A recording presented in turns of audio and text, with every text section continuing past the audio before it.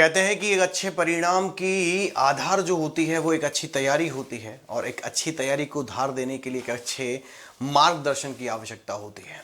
So to give you that kind of मार्गदर्शन, हाँ, I am over here to give you your perfect way how to crack all the grammatical as well as compositional part of your half yearly, my dear students. तो एक बार फिर से आप सभी का स्वागत है पढ़ने और इस पढ़ाने वाली महफिल में. Again, this is your English mentor Shravan Chavda welcomes you in today's महफिल, my lovely intellectual and darling ones. आप सभी का तहे दिल से स्वागत है पढ़ने और इस पढ़ाने वाली महफिल में. So, आप सभी का तहे दिल से स्वागत. कैसे हो भाई? अरे वाह, शानदार, जबरदस्त. अरे अरे, very good very good very good very good. Hello hello hello hello, जय श्री कृष्णा जय श्री कृष्णा. आप सभी का तहे दिल से स्वागत है दोस्तों पढ़ने और इस पढ़ाने वाली महफिल में. बढ़िया रहा सबका? चलिए, तो अब इस एग्जाम के क्वेश्चन पेपर को और उसकी प्रिपरेशन को अच्छा बनाने के लिए, आपके प्रिपरेशन को और धार देने के लिए अब हम मिलकर करने वाले हैं जद्दोजहद. पहला पार्ट जो है इसका, ये आपका सेकंड पार्ट है दोस्तों, ध्यान रखना, ये आपका सेकंड पार्ट है ना. पार्ट फर्स्ट जो है वो मैंने 2 दिन पहले ही ले लिया था. 2 दिन पहले ही ले लिया था. जहां तक मुझे याद आ रहा है मैंने वेंसडे को ये क्लास ली थी. वेंसडे को ये क्लास ली थी, ठीक है, वेंसडे को ये क्लास ली थी, यानी फर्स्ट पार्ट. आज मैं लेकर आया हूं आपके सामने पूरे इंग्लिश का ग्रामर, ठीक है, पूरी इंग्लिश का ग्रामर. इससे पहले जो क्लास हुई है, इससे पहले जो क्लास हुई है वो क्लास कौन सी थी? वो क्लास थी मेरे दोस्तों पूरी टेक्स्ट बुक की. उसमें टेक्स्ट बुक का हर एक इंपॉर्टेंट क्वेश्चन आपको बताया गया है, ठीक है. तो शुरू करते हैं कहानी को, बट जज्बा महत्वपूर्ण होना चाहिए. आपका जज्बा ही सब कुछ करके दिखाएगा, क्योंकि कहते हैं ना, जज्बा जज्बा होता है. और अब आरंभ करने का समय है, और आरंभ मैं करने जा रहा हूं आपका टेंसेस के साथ. जब हम बात करते हैं टेंसेस की मेरे दोस्तों, तो इसका ओरिजिनल नाम है आपके कोर्स में correct form of the verb.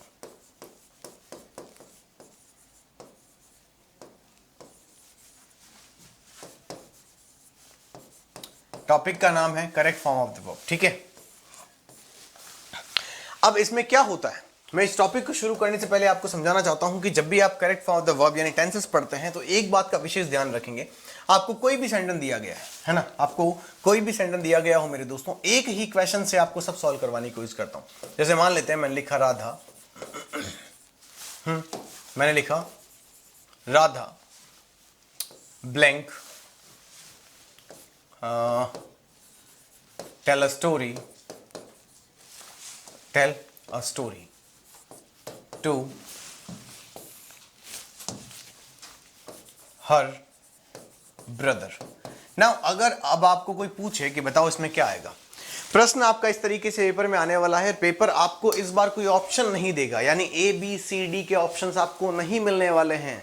ABCD के ऑप्शंस नहीं मिलने वाले हैं, और पेपर आपको देने वाला है Radha blank tell a story, हाँ, टू हर ब्रदर. अब मैं अगर आपको ये कहूं कि इसमें क्या आंसर आएगा, तो तुम कहोगे सर इसमें तो आंसर समझ में नहीं आ रहा है. क्यों? क्योंकि अगर ये डेली रूटीन है तो टेल्स आएगा, अगर उसने बता दी है तो टोल्ड आएगा, अगर बतानी है तो विल टेल आएगा, ठीक है. अगर वो इसी समय बता रही है, हाँ, इसी समय बता रही है तो इस टेलिंग हो जाएगा, ठीक है. अगर वो बता रही थी तो वॉज टेलिंग हो जाएगा, ठीक है. हाँ, बता रही थी तो व्हाट वॉज टेलिंग हो जाएगा, ठीक है. तुम कहोगे सर ये अगर बता चुकी है तो इसका आंसर हैज टोल्ड भी हो सकता है ना. और सर समझ में नहीं आ रहा कि इतने सारे आंसर्स कैसे होंगे. एक बात याद रखना मेरे दोस्तों, टेंस सॉल्व करने का तरीका सीधा एक है कि जब भी आपको टेंस का क्वेश्चन दिया जाता है तो उसके अंदर कोई एक हेल्पिंग वर्ड दिया जाता है. क्या बोला मैंने? एक हेल्पिंग वर्ड दिया जाता है, और वो हेल्पिंग वर्ड कहलाता है एडवर्ब. क्या बोला मैंने? एडवर्ब, ठीक है. ये एडवर्ब, जिसे काफी टीचर्स एडवर्बियल्स भी बोलते हैं, कुछ टीचर्स इसे एडवर्ब भी कहते हैं, कुछ टीचर्स को कीज कहते हैं, ठीक है. तो ये सब कुछ आपके ऊपर डिपेंड करता है कि आखिर बात हो किसकी रही है, ठीक है. यानी कि पेपर में वो शब्द दिया हुआ है कि नहीं दिया हुआ है. तो आइए चेक करते हैं एक बार आखिर क्या है और क्या नहीं. तो समझिए, सबसे पहले आपको समझने की कोशिश करनी पड़ेगी कि यहां पर Radha blank tell a story to her brother, इतने से क्वेश्चन को देखकर ये आंसर बन रहा है. अगर वो रोज बोल रही है तो टेल्स हो जाएगा, उसने बता दी है तो टोल्ड हो जाएगा, बताएगी तो विल टेल हो जाएगा। ऐसे तो प्रश्न का आंसर आएगा नहीं। तो एक ना एक वर्ड इसके अंदर दिया होगा। ऐसे मैं अगर वर्ड जोड़ लेता हूं, मान लीजिए मैं कहता हूं इसके पीछे लिखा हुआ है यूजुअली। क्या लिखा हुआ है मेरे भाई? यूजुअली। अब आपको यह समझना होगा कि अगर यूजुअली लिखा हुआ है तो यूजुअली सिंपल प्रेजेंट की होती है, और सिंपल प्रेजेंट की होगी तो यूजुअली के अकॉर्डिंग यहां आना चाहिए टेल्स। ठीक है। अब बात आती है कि सर यूजुअली नहीं है, यूजुअली के अगर अलावा कोई दूसरा वर्ड लिख देते हैं। मान लो मैंने यूजुअली की जगह लिख दिया लास्ट डे। क्या लिख दिया? Last day. तो इसका आंसर बदल जाएगा।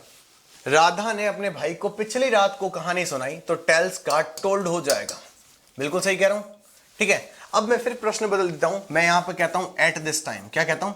At this time. इसका मतलब यह हुआ कि राधा अपने भाई को अभी कहानी सुना रही है, अभी सुना रही है, तो कॉन्टिन्यूअस टेंस हो जाएगा और उसका आंसर होगा इज टेलिंग। क्या होगा? Is telling. अगर मैं यहां से अगर और समझना चाहूं और एक बात और कंफर्म करना चाहूं कि सर अगर इनके अलावा कोई वर्ड आया तो क्या होगा, तो समझो मैं मान लो अगर यहां पर वर्ड दे देता हूं आपको, क्या मैं दे देता हूं एट दैट मोमेंट। क्या बोला? At that moment. अगर मैंने ऐसा लिख दिया तो आप सबको पता होना चाहिए कि एट दैट मोमेंट जो वर्ड है वो कहां आता है? वो पास्ट कॉन्टिन्यूअस में आता है। कहां आता है?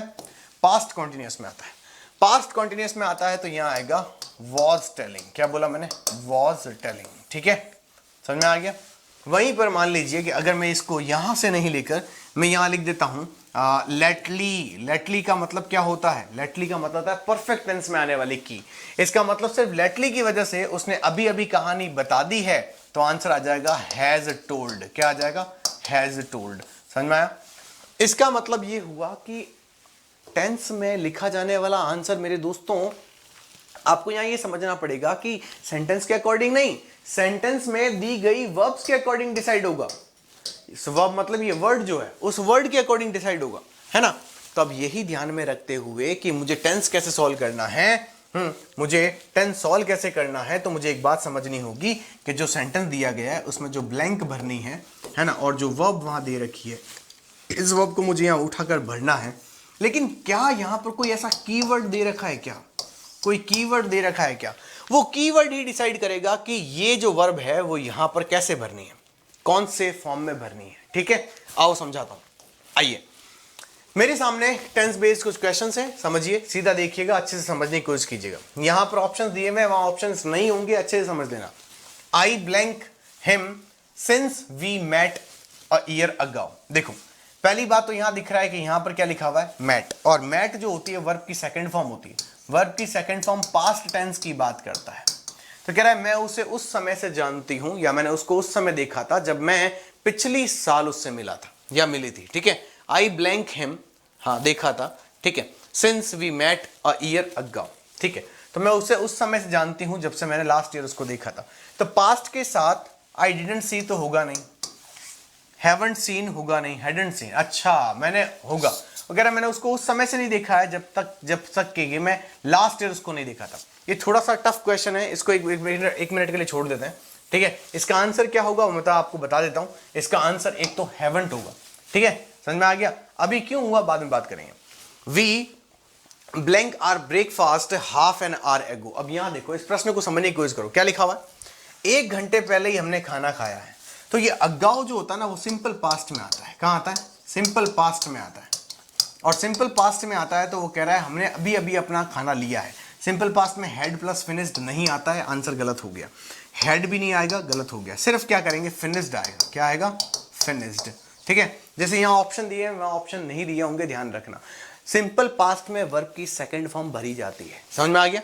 ठीक है, सिंपल पास्ट में वर्ब की सेकंड फॉर्म भरी जाती है। यहां देखो, she jumped of the bus. Jumped लिखा हुआ है, जम्प्ड का मतलब होता है वर्ब की सेकंड फॉर्म। एक बात याद रखना, पास्ट के साथ यूजुअली पास्ट ही आता है।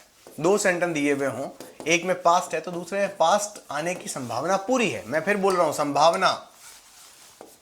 यहां प्रेजेंट दिया हुआ तो यहां प्रेजेंट आएगा। यहां पर मान लो कि अगर प्रेजेंट दिया हुआ है तो उसके साथ फ्यूचर आने की संभावना है, तो ये कॉम्बिनेशन है, ध्यान रखो। ठीक है, तो क्या कह रहा है? She jumped of the bus while it start, है ना। हाँ, तो क्या आएगा? ऑलरेडी स्टार्टेड आएगा, had started, had already started आएगा, या वुड ऑलरेडी स्टार्टेड आएगा। तो एक बात याद रखना, जब सेकंड फॉर्म दे रखी है तो पास्ट के साथ पास्ट ही आता है ना, तो पास्ट के साथ पास्ट का एग्जांपल कौन सा है? हैड वाला है, बिल्कुल सही है सर। ठीक है, वुड ऑलरेडी स्टार्ट है क्या? नहीं, ये पास्ट का फ्यूचर हो जाएगा। ऑलरेडी के साथ पास्ट नहीं लगाते हैं तो हैड ऑलरेडी पास्ट या स्टार्टेड आएगा। तो आंसर क्या आना चाहिए? Had already started. अब तुम मुझे पूछोगे सर कैसे हुआ, तो सुनो, सिंपल पास्ट अगर पहले दिया गया हो तो यूजुअली उसके साथ, सिंपल पास्ट अगर पास्ट दिया गया हो तो यूजुअली उसके साथ हम क्या लगाते हैं? क्या लगाते हो भाई?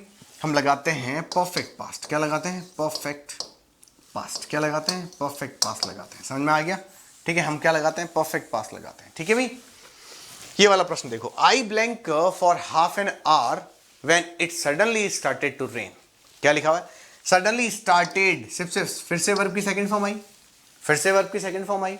अगर वर्ब की first form second form I है तो इसका मतलब है हमें सेकंड फॉर्म ही लगानी है। आई blank for half an our, तो क्या कर रहा है? चलने का काम कर रहा है। कह रहा है मैं आधे घंटे से चल रहा था। ठीक है, when it suddenly started to rain, तो आधे घंटे से चलने का काम कर रहा था। तो पास्ट के साथ हैव नहीं आता है क्योंकि हैव प्रेजेंट में आता है, ये भी हैव नहीं आएगा तो ये आएगा had been walking.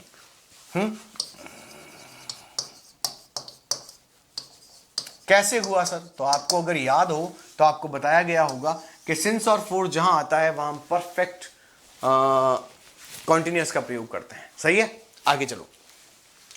Did you think you blank me somewhere before? क्या आपको लगता है? डिड यू थिंक, क्या आपको लगता है कि आपने मुझे पहले कहीं देखा है? तो यहां पर देखा है आना चाहिए। कैसा सर? देखो, ये पूछ रहा है कि आपने मेरे को पहले कहीं देखा है। आपने मुझे पहले कहीं देखा है या पहले कहीं देखा था। तो ऐसे कैसे कह सकते हो? आपको तो यही कहना पड़ेगा ना, मुझे पहले कहीं देखा है। हालांकि पास्ट आया है यहां पर, तो मेरे पास, मैं प्रायोरिटी अगर देने की कोशिश करूं तो प्रायोरिटी अगर सेंस के अकॉर्डिंग देनी हो तो मुझे यहां पर क्या देना पड़ेगा? Have seen. Did you think you have seen me somewhere before? क्या आपको ऐसा लगता है कि, या लगा कि आपने मुझे पहले कहीं देखा है? या फिर अगर पास्ट के साथ पास्ट आना चाहिए तो हैड सीन आना चाहिए। तो प्रायोरिटी मेरी एक नंबर पर रहेगी हैव सीन को, दूसरे नंबर पर रहेगी हैड सीन को। अगला प्रश्न, the town blank it's appearance completely since 1980। ठीक है, क्या कह रहा है? ये जो टाउन है वो क्या कर रहा है? चेंज कर रहा है। हाँ, और देखो सिंस के बाद लिखा हुआ है, सिंस के बाद टाइम आया, तो सिंस के बाद जब टाइम आता है तो क्या लगाते हैं बेटा?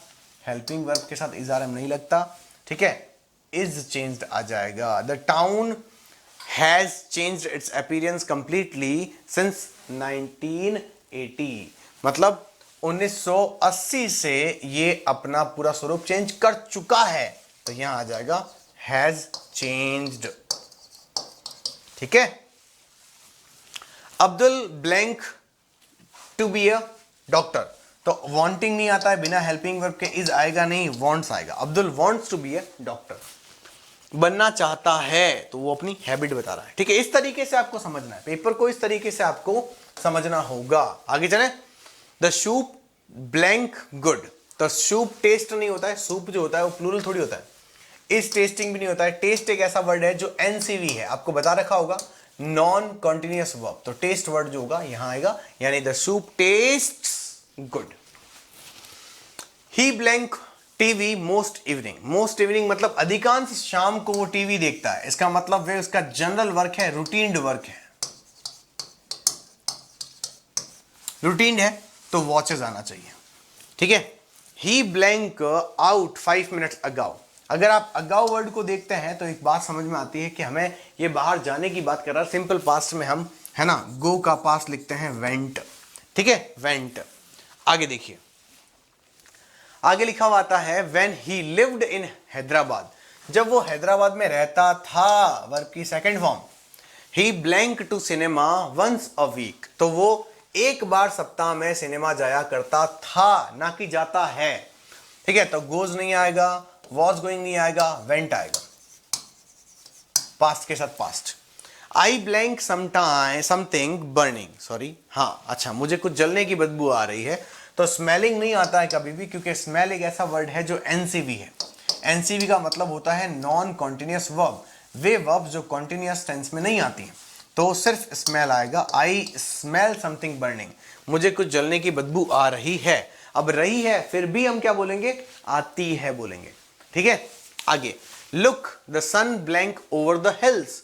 ठीक है, अब देखो वो लुक कह रहा है देखो सूर्य जो है वो क्या कर रहा है, हिल्स के ऊपर से उग रहा है। तो इसके सामने इसका मतलब है वो काम कंटिन्यू हो रहा है। आपको पता होना चाहिए कि जब कभी भी लुक, केयरफुल, वॉच ऐसे शब्द जब भी आते हैं तो वो कॉन्टिन्यूअस टेंस होता है। तो राइजेस नहीं आएगा, इज राइज नहीं आएगा, राइजिंग आएगा। तो is rising will be the correct option. ठीक है, फिर दोहरा रहा हूं, ऑप्शन वाले पॉइंट नहीं आएंगे इस बार। ठीक है, she blank unconscious since 4 o'clock। एक बात और बता देता हूं, हाफ ईयरली के पेपर की गारंटी नहीं ले रहा मैं। एनुअल एग्जाम में पेपर जो आया है आपके मॉडल टेस्ट पेपर के अकॉर्डिंग, यानी मॉडल पेपर जो आरबीएसई ने लॉन्च किया है ना, या आपके जो मॉडल पेपर लॉन्च किया गया है उसके अकॉर्डिंग ऑप्शंस नहीं आएंगे। ठीक है, एनुअल एग्जाम में she blank unconscious since 4 o'clock। ठीक है, तो क्या करेंगे, शी सिंस, देखो सिंस लिखा हुआ है और आपको पता होना चाहिए कि सिंस कब आता है, जब हम परफेक्ट की बात करते हैं। तो ये देखो परफेक्ट के बाद 4 o'clock लिखा हुआ है, इसका मतलब हैज बीन आना चाहिए, बाकी कुछ नहीं आएगा। She used to visit us every week. Used to का मतलब होता है सिंपल पास्ट, वर्ब की सेकंड फॉर्म, पास्ट के साथ पास्ट लगाएंगे। बट ही ब्लैंक नाउ, अच्छा यहां गड़बड़ हो गई। देखो वो हमें हर वीक मिलने आया करता था, लेकिन बट ही ब्लैंक नाउ, वो हमें हमेशा मिलने आया करता था लेकिन अब वो मुश्किल से आता है। तो क्या लिखेंगे, रेयरली कम्स लिखेंगे, इज रेयरली कमिंग लिखेंगे, या हैज रेयरली कम लिखेंगे। ये यहाँ आता नहीं, ये यहाँ आता नहीं, आएगा रेयरली कम्स, क्योंकि ये हैबिट में आ गया है। तो लिखेंगे ही रेयरली कम्स, ये आंसर होगा। ठीक है, next question, the baby blank all morning. अब देखो ये ऑल लिखूं चाहे सिंस लिखूं चाहे 4 लिखूं, एक बात याद रखना, उनके बाद आता है अगर टाइम तो वो क्या हो जाता है, परफेक्ट कॉन्टिन्यूअस टेंस हो जाता है। परफेक्ट कॉन्टिन्यूअस में इज क्राइज गलत है, हैज बीन क्राइंग सही वर्ड होगा। ठीक है, आगे आई blank Rahim at the zoo. ठीक है, मैंने जू में रहीम को देखा, तो देखने का काम किया, इसका मतलब आ जाएगा सिर्फ 100। Next, I blank Kumar this week. अच्छा मैंने कुमार को इस सप्ताह नहीं देखा है, तो नहीं देखा है, एम नॉट सीइंग। सी एक ऐसा वर्ड है जो एनसीवी होता है, वो कॉन्टिन्यूअस वर्ब में नहीं आता। ठीक है, डिड नॉट सी नहीं आएगा, वो कह रहा है इस सप्ताह में देखा ही नहीं है, तो देखा नहीं है तो देखने का काम हुआ नहीं है, हैवंट आएगा। This paper blank twice weekly, क्या करते हैं, अपीयर। तो ये 2 बार एक सप्ताह में आता है, तो आपको पता होना चाहिए कि 2 बार सप्ताह में आता हो और ऐसी अगर कोई टाइम टेबल बताई जाती है तो वो रूटीन वर्क होता है, सिंपल प्रेजेंट टेंस, तो अपीयर्स आ जाएगा। Ashok fell off the ladder when he blank the roof. Ashok fell off the ladder, Ashok ladder से नीचे गिर गया, व्हेन ही ब्लैंक रूफ, जब वो कब गिरा। फेल का क्या मतलब है, वर्ब की सेकंड फॉर्म है, तो पास्ट में बनाओ, तो इज नहीं आता है पास्ट में, हटा दो। ठीक है, Ashok fell off the ladder when he blank mending the roof, तो मेंड करने का काम लगातार कर रहा था, तो आ जाएगा वॉज मेंडिंग। जब वो रूफ को सही कर रहा था तब वो नीचे गिरा। तो 2 काम कंटिन्यू, 2 काम हो रहे थे, एक काम होते हुए दूसरा काम हुआ, है ना। यहां तक मेरे हिसाब से आपके टेंसेस कंप्लीट हो चुके हैं। मैंने जितने इंपॉर्टेंट क्वेश्चन बनते हैं वो बताए हैं आपको। एक बात आपने समझी होगी, कैसे वर्ड दिए हुए हैं, वो वर्डों के साथ खेलना है, वर्ड्स के साथ खेलना है। अब आओ आगे, पैसिव वॉइस का क्या करेंगे। देखो मेरे दोस्त, सबसे पहली बात तो ये समझ लो कि पैसिव वॉइस होते कितने प्रकार के हैं। देखो अगर मैं पैसिव की बात करूं, किसकी बात करूं, पैसिव वॉइस की बात करूं, तो समझिए पैसिव वॉइस में क्या होता है वो देखो। पैसिव वॉइस के अंदर आपको समझना होगा कि आपके पास कम से कम तरीके हैं अलग अलग। सबसे पहले होता है जिसके अंदर आपको अजरेटिव सेंटेंस दिया जाता है, दूसरा आपको इंटरोगेटिव सेंटेंस दिया जाता है। ठीक है, इंटरोगेटिव। इसके बाद आपको इंपेरेटिव सेंटेंस दिया जाता है।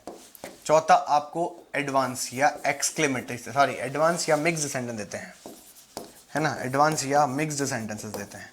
ये 4 तरीके के तरीके होते हैं पैसिव वॉइस बनाने के। आपको ये पता होना चाहिए कि अजरेटिव सेंटेंस में यूजुअली हम पैसिव वॉइस जब बनाते हैं, ये तो तरीके हैं, ठीक है, ये तो तरीके हो गए, ठीक है, इसको छोड़ देते हैं, ये तरीके हो गए। पहले आपको पता भी होना चाहिए कि आखिर अजरेटिव कौन सा है। चलो इसको लिख के बताता हूँ। देखो, आपको पता होना चाहिए अजरेटिव क्या होता है। देखो, अजरेटिव के अंदर आपको क्या होगा, जैसे मैंने लिखा राम किल्ड रावणा, कहने का मतलब सेंटेंस अगर सब्जेक्ट से स्टार्ट होकर फुल स्टॉप पे खत्म होता है तो उसे अजरेटिव बोलते हैं, ठीक है। ऐसे सेंटेंस को पैसिव वॉइस में बदलने का तरीका होता है कि हमें सबसे पहले क्या लगाना होता है, ऑब्जेक्ट लगाना होता है। ऑब्जेक्ट के बाद क्या लगाना होता है, हेल्पिंग वर्ब लगानी होती है। हेल्पिंग वर्ब के बाद अगर कोई और हेल्पिंग वर्ब बच गई है तो वो लगानी है। उसके बाद मेन वर्ब की आपको थर्ड फॉर्म लगानी होती है, और पीछे जो बच जाए उसके साथ आपको सब्जेक्ट लगाना होता है। वो बाई के साथ नहीं लगता है, ज़्यादातर टीचर्स कहते हैं बाई के साथ लगा दो। अरे भाई, विद के साथ भी लगता है, एट के साथ भी लगता है, टू के साथ भी लगता है ना। तो आप सिर्फ ये नहीं कह सकते कि बाई के साथ लगता है, ठीक है। अब समझना है इंटरोगेटिव में क्या होता है। इंटरोगेटिव में सेंटेंस बदल जाता है, जैसे कि ये लिखा हुआ है, जैसे कि डिड रामा किल रावणा, ठीक है। ये रामा किल रावणा का हो जाएगा डिड रामा किल रावणा। तो क्या करेंगे, हेल्पिंग वर्ब आगे यूज करेंगे, ऑब्जेक्ट यूज करेंगे, हेल्पिंग वर्ब नंबर 2 यूज करेंगे, मेन वर्ब यूज करेंगे, और उसके बाद सब्जेक्ट लगाएंगे, ठीक है, और इंटरोगेटिव लगाएंगे। बात खत्म। इसके बाद समझिए इंपेरेटिव सेंटेंस में क्या करते हैं। इंपेरेटिव सेंटेंस के अंदर यूजुअली 4 तरह के सेंटेंस होते हैं, ठीक है। पहला, जैसे कि मान लो, चेंज करते हैं, मैंने कहा कंप्लीट द वर्क, काम को पूरा करूं, ठीक है, काम को कंप्लीट पूरा करूं। दूसरा होता है don't complete the work, don't complete the work, काम को पूरा मत करो। तीसरा होता है let me complete the work, मुझे मेरा काम पूरा करने दो। और चौथा होता है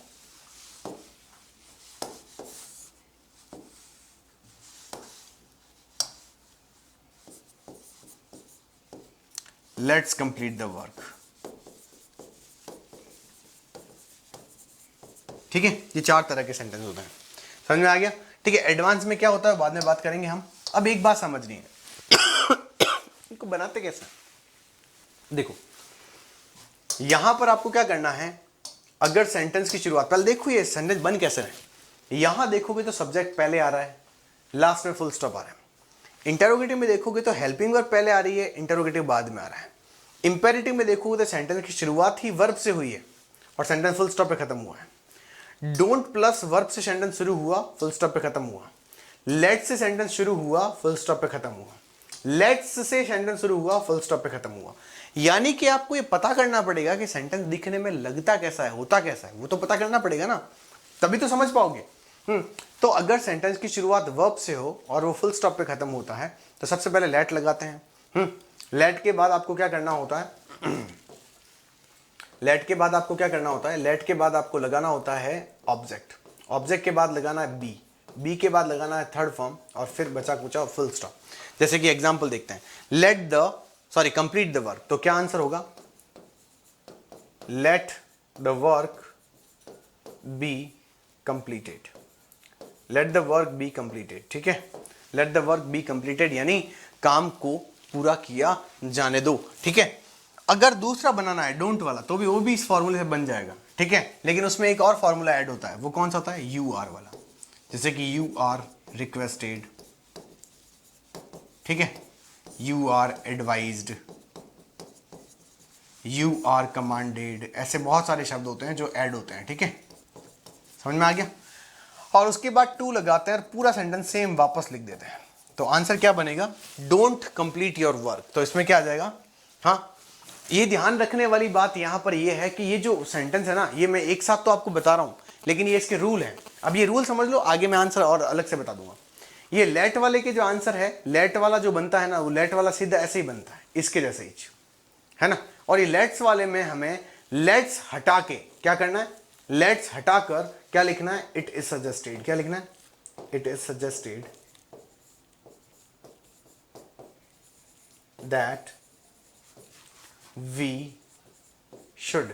सिर्फ लेट्स हटाया तो इतना बड़ा लिखना पड़ा, सिर्फ लेट्स हटाया तो इतना बड़ा लिखना पड़ा, और उसके बाद क्या करेंगे, उसके बाद सीधा सीधा आंसर लिख देंगे, यानी बचा कुचा पूरा वापस लिख देना। इसके बाद मिक्स की सिचुएशन आती है। अब अच्छे से समझने की कोशिश करो कि मैंने जो ये बताया ये क्या है। तो सुनो, they create such creations every day. They क्या होता है, तुम कहोगे सर सब्जेक्ट होता है, पीछे क्या लगा हुआ, फुल स्टॉप। अजरेटिव का फॉर्मूला है, फटाफट करके दिखा दो। अजरेटिव का फॉर्मूला क्या कहता है, अजरेटिव का फॉर्मूला कहता है कि पहले ऑब्जेक्ट लगाओ, उसके बाद हेल्पिंग वर्ब लगाओ, अगर कोई हेल्पिंग वर्ब बच गई है तो वो भी लगा दो, फिर वर्ब, मेन वर्ब की थर्ड फॉर्म लगाओ, उसके बाद सब्जेक्ट वगैरह जो भी बच गया वो सब लगा दो, नहीं ऑब्जेक्ट वगैरह कुछ बच गया तो वो लगा दो, लास्ट में सब्जेक्ट लगा दो, ठीक है। चलिए तो शुरू करते हैं। दे create such creations every day. मैं कहता हूं क्रिएट व्हाट, सच क्रिएशंस। तो सच क्रिएशन को आगे लियो, ये हमारा ऑब्जेक्ट आ गया सच क्रिएशंस, ठीक है। क्रिएट वर्ब की फर्स्ट फॉर्म है, इसीलिए सच क्रिएशंस जो है वो आर में चेंज हो जाएगी। अब आपको पता होना चाहिए कि फर्स्ट फॉर्म किस में चेंज होती है, क्योंकि अब इस एज पर या इस समय पर आकर मैं अब आपको रूल पढ़ाने बैठ जाऊंगा तो काम नहीं बनेगा। और अगर आप वास्तविक तौर पर तैयारी को और अच्छा करना चाहते हैं तो आप उत्कर्ष के अभी भी जो क्रैश कोर्स के कोर्स चल रहे हैं, जो मुश्किल से 999 रुपीज़ में मिल रहे हैं, जैसे 999 में, 499 में, यहाँ तक कि 199 में भी कोर्स मिल रहा है। कोर्स का मतलब सब्जेक्ट का कोर्स नहीं भैया, 6 सब्जेक्ट का कोर्स। इस 6 सब्जेक्ट के कोर्स में आप Hindi, Sanskrit, English, SST, science और मैथ्स सबके कोर्स को सिर्फ 999 में खरीद सकते हैं, ठीक है। तो आज ही उत्कर्ष एप्लीकेशन डाउनलोड करो और इस पूरी प्रिपरेशन को समझने की कोशिश करो। सच क्रिएशंस, ठीक है, सच क्रिएशंस आर क्रिएटेड हो जाएगा, created every day by them. काम कंप्लीट हुआ, done. They created such creations every day. अब देखो ये क्रिएट लिखा हुआ है, ये क्रिएटेड लिखा हुआ, वर्ब की सेकंड फॉर्म आ जाएगी, तो क्या लिखेंगे, वापस आ जाएगा सच क्रिएशंस। क्रिएशंस के साथ अब क्या आएगा, वर आएगा, वहां क्या आया था, आर आया था। क्यों, क्योंकि वहां वर्ब की फर्स्ट फॉर्म थी और यहां वर्ब की सेकंड फॉर्म है। Such creations were created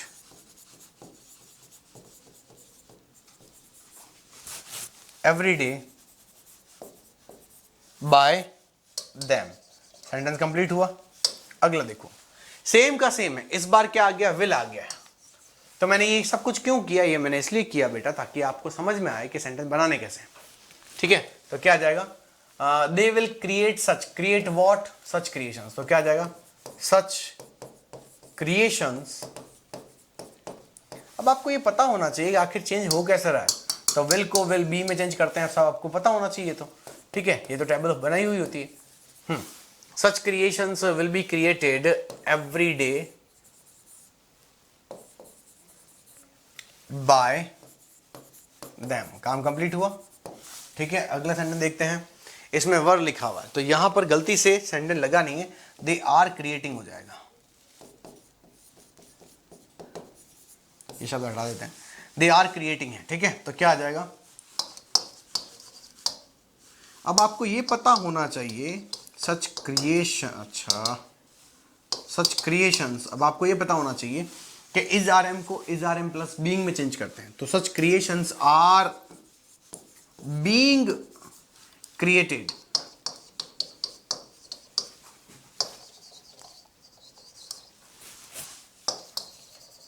every day by them, ठीक है। कंप्लीट हुआ। अगला, अब यहां इज आर एम की जगह क्या लिख दिया है, वॉज वर्ड लिख दिया है, तो क्या आ जाएगा, सच क्रिएशंस वापस लिख दो, सच क्रिएशंस, ठीक है। अब सच क्रिएशंस के साथ क्या लगाएंगे, वर लगाएंगे, लेकिन अब यहां पर बीइंग लगाना पड़ेगा। Such creations were being created, ये समझ में आना चाहिए क्यों होगा, ठीक है। Such creations were being created, ठीक है, every day by them. Clear, sentence complete हुआ। आगे देखो, they will be creating such creations every day. अब विल भी लिखा हुआ आ गया, देखो ध्यान रखना, अगर विल प्लस बी प्लस या shall plus be plus ING लिखा हुआ होता है तो उसका कोई पैसिव वॉइस नहीं बनता है, तो पेपर कभी ऐसा प्रश्न आपको नहीं देगा। आगे देखो, अब यहां पर लिखा हुआ है हैव क्रिएटेड, तो आपको हैव क्रिएटेड को हैज हैव बीन क्रिएटेड में चेंज करना पड़ेगा। तो क्या आ जाएगा, सच क्रिएशंस, और क्रिएशंस लिखा हुआ इसलिए हैव आएगा। अब हैव को हैव बीन में चेंज करना पड़ेगा और फिर लगाना पड़ेगा क्रिएटेड। क्या लिखना पड़ेगा? क्रिएटेड। हाँ, such creations have been created every day by them. काम कंप्लीट हुआ, कोई तकलीफ नहीं है। अब यहां देखो हैव में और यहां हैड में लिखा हुआ है, इसका मतलब मैंने टेंस के 8 तरीके लिख दिए हैं, यानी 8 रूल मैं आपको समझाना चाह रहा था कैसे बनता है वो देखो। तो they had created such creations every day का मतलब क्या हो जाएगा? वापस लो, सच क्रिएशंस, अब यहां आएगा हैड बीन, अब आ जाएगा created every day by them. काम कंप्लीट। ठीक है, आगे देखो। इस तरह से आपको ये समझना होगा कि ये पूरी तरह से काम ऐसे ही करने वाला है। दे क्रिएटेड, मैंने वर्ब की सेकंड फॉर्म वाला सेंटेंस वापस आपके लिए प्रैक्टिस के लिए दिया है, अच्छे से बनाने की कोशिश करना। विल हैव क्रिएटेड, इसको मैं बनवाता हूं, इसको मैं बनवाता हूं, ये आप खुद करेंगे। ठीक है, तो क्या आएगा? They will have created such creations every day. यहां से एवरी डे नहीं आएगा, हटा दो उसको, ये हटा दो। तो यहां क्या करना पड़ेगा?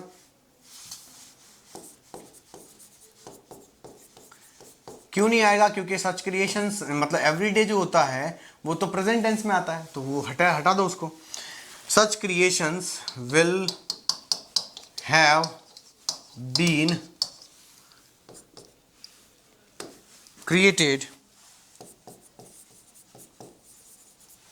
Such creations will have been created, ठीक है, by them. Right, every day नहीं लिखना है। इस तरह से आपके मेरे दोस्तों पैसिव वॉइस का अजरेटिव सेंटेंस कंप्लीट होता है।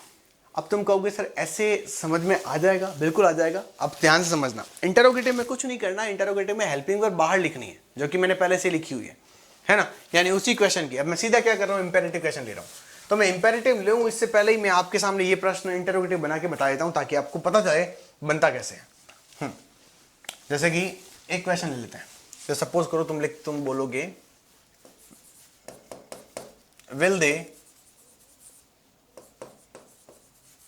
create such creations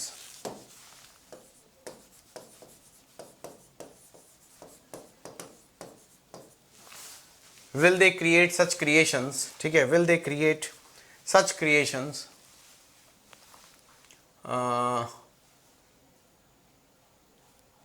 ठीक है, सच क्रिएशंस, ठीक है, इंटरोगेटिव बना देते हैं, यही खत्म कर देते हैं।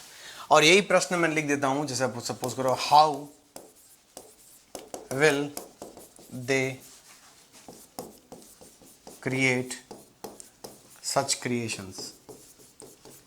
अब ये दोनों ही है तो क्या इंटरोगेटिव क्वेश्चन है, लेकिन अब आपको फर्क पता करना पड़ेगा, आपको फर्क पता करना पड़ेगा।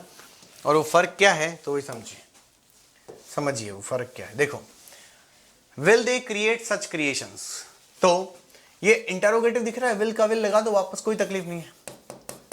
विल, अब सच क्रिएशंस आगे आ जाएगा, विल सच क्रिएशंस, विल यहां आ गया, ठीक है, विल यहां आ गया, विल यहां आ गया, और हमें पता है कि हम विल शैल को बी में चेंज करते हैं, तो क्या आएगा? विल सच क्रिएशंस बी, ये दो हेल्पिंग वर्ब हो गई, ठीक है। Will such creations be created, ठीक है, बाय देम। सेंटेंस कंप्लीट हुआ। ऐसे करेंगे। अब मान लो इसमें और इसमें क्या फर्क है, मैं अगर तुम्हें ये पूछूं बताओ बेटा इन दोनों में फर्क क्या है, तो तुम क्या कहोगे? सर एक ये वर्ड एक्स्ट्रा लगा हुआ है हाउ, बाकी तो ऊपर वाला सेम है। तो बेटा कुछ जरूर कोई फिक्र करने की जरूरत नहीं है, आपको हाउ की जगह हाउ वापस लिख देना है। समझ में आ गया? अब बाकी सेम बना दो, how will such creations be. अब देखो विल और ये रहा बी, जो कि ऊपर भी हुआ था, ठीक है। How will such creations be created by them. काम कंप्लीट हुआ, सेंटेंस कंप्लीट, कोई तकलीफ नहीं है। अब तुम कहोगे सर इसमें तो कोई फर्क है ही नहीं, यहां से लगाकर यहां तक तो ये सेम का सेम ही है जो ऊपर लिखा हुआ है। बिल्कुल सही, एक वर्ड चेंज हुआ है, वो कौन सा है? हाउ। बिल्कुल यही होता है बेटा, इंटरोगेटिव में तो यही हो। ठीक है, अब चलिए यहां से आगे चलता हूं सीधा सीधा इंपेरेटिव सेंटेंस की तरफ। इंपेरेटिव सेंटेंस में कैसे करना है ये समझो। पहले तो ये समझो कि इंपेरेटिव कितने तरीके होते हैं। पहला, वर्ब से शुरू होकर फुल स्टॉप पे कंप्लीट होगा। दूसरा, डू नॉट प्लस वर्ब से शुरू होगा, फुल स्टॉप पे कंप्लीट होगा। तीसरा, लेट से शुरू होगा, फुल स्टॉप पे कंप्लीट हो जाएगा। चौथा, लेट्स से शुरू होगा, फुल स्टॉप पे खत्म हो जाएगा। मैंने बताया था अभी जब स्टार्ट किया था उससे पहले। Complete the task right now, ये कंप्लीट क्या है? वर्ब है, और सेंटेंस के पीछे क्या लगा? Full stop. इन चारों में से कौन सा है? पहले वाला। समझ में आ गया बेटा? ठीक है, ये समझना है। अब मैंने कहा था कि पहले वाले में कौन सा फॉर्मूला लगाना है? लेट वाला, तो लगाओ लेट। अब पूछो कंप्लीट व्हाट? द टास्क, तो क्या आ जाएगा? Let the task be completed right now. काम कंप्लीट हुआ, कोई तकलीफ नहीं है।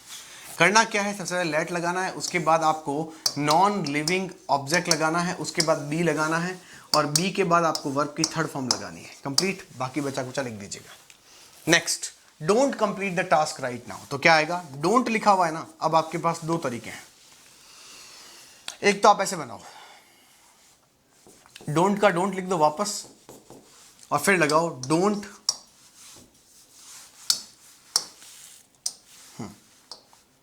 ठीक है। अब क्या करेंगे? Don't let the task be completed, जो कि ऊपर लिखा था अभी अपन ने, राइट नाउ। सेम का सेम लिख दो। एक तो ये होता है, एक और बनता है इसका, दो सेंटेंस बनेंगे। Let the task not be, क्या हो जाएगा? नॉट बी कंप्लीटेड, ऐसे बनेगा। तब यहां पर रूल क्या बना वो देखो। रूल ये बना है, देखो अच्छे से देखना। रूल ये बना है कि आप सेंटेंस की शुरुआत में लेट लगाओ, उसके बाद आप नॉन लिविंग ऑब्जेक्ट लगाओ, उसके बाद आप बी लगाओ, और उसके बाद आप थर्ड फॉर्म लगाओ। अगर आपको नेगेटिव बनाना है इसी का, तो सेंटेंस की शुरुआत में डोंट लगा दो। और अगर आप ऐसा नहीं करते हैं, ये तो रूल नंबर फर्स्ट हुआ। रूल नंबर सेकंड कह रहा है, अगर आप ऐसा नहीं करते हो, यानी डोंट नहीं लगाते हो, तो लेट नॉन लिविंग नाउन, उसके बाद यहां नॉट लगाकर, यहां बी लगाकर, और यहां आगे चलते रहो, काम कंप्लीट। ठीक है, इस तरह से करना है। आगे चलिए। Late me expose the reality, क्या लिखा हुआ है? Late me expose the reality. अब क्या होता है? मैंने कहा था सेंटेंस की शुरुआत अगर लेट से होती है तो रूल भी लेट वाला ही लगता है। तो क्या लिखेंगे? Let me expose what? The reality. तो बनाना किससे है? नॉन लिविंग से। Let the reality be exposed by me. कैसे हुआ सर? तो सुनो, रूल क्या है? रूल कह रहा है सबसे पहले लेट लगाओ, लगा दिया। उसके बाद नॉन लिविंग ऑब्जेक्ट लगाओ, द रियलिटी लगा दिया। उसके बाद बी लगाओ, थर्ड फॉर्म लगाओ, और पीछे प्रेपोजिशन लगाओ। प्रेपोजिशन के लिए अभी हाल फिलहाल के लिए बाय लिख रहा हूं, हालांकि बाय के अलावा और भी चीजें आती है। और उसके बाद सब्जेक्ट लिखता हूं। सेम का सेम है कि नहीं? सब्जेक्ट का मतलब है लिविंग ऑब्जेक्ट। ठीक है, अब समझो। लेट लगाना था, लगा दिया। ठीक है, लगा दिया। अरे बोलो हाँ या ना। यहां पर नॉन लिविंग लगाना था, यहां पर नॉन लिविंग लगा दिया। फिर बी लगाना था, यहां पर बी लगा दिया। फिर थर्ड फॉर्म लगानी थी, ये थर्ड फॉर्म लगा दी। देखो, फिर ऑब्जेक्ट लगाना था, ये ऑब्जेक्ट लगा दिया, सॉरी ना, बाय के साथ सब्जेक्ट लगा दिया। जैसा रूल कह रहा है वैसा ही करना है। आगे देखो, लेट्स क्लीन द हाउस। अभी लेट्स वाला बताया था। मैंने कहा था अगर सेंटेंस में लेट्स दिया हो तो इसको हटाकर क्या लगाते हैं? It is suggested that we should. सिर्फ लेट्स हटाने का परिणाम यह है कि इतनी बड़ी लाइन लिखनी पड़ेगी सिर्फ लेट्स को हटाने के लिए। उसके बाद सेम सेंटेंस वापस लिख दो। जैसे कि क्लीन द हाउस लिखना है तो वापस लिख दिया क्लीन द हाउस। कोई तकलीफ है तो बताओ। नेक्स्ट क्वेश्चन ये रहा आपके सामने, करके दिखाओ। मिक्स्ड सेंटेंस आ गए बेटा, अच्छे से समझना और अच्छे से देखना। ठीक है, मैंने इतने शॉर्ट में आपके ग्रामर के पोर्शन कंप्लीट करने की कोशिश कर रहा हूं कि आपको सब कुछ समझ में आ जाए एक बार में, अगर आपने पढ़ा है तो। लेकिन अगर आप पहली बार क्लास ले रहे हैं, कभी नहीं पढ़ा ग्रामर, तो मुश्किल है। ठीक है,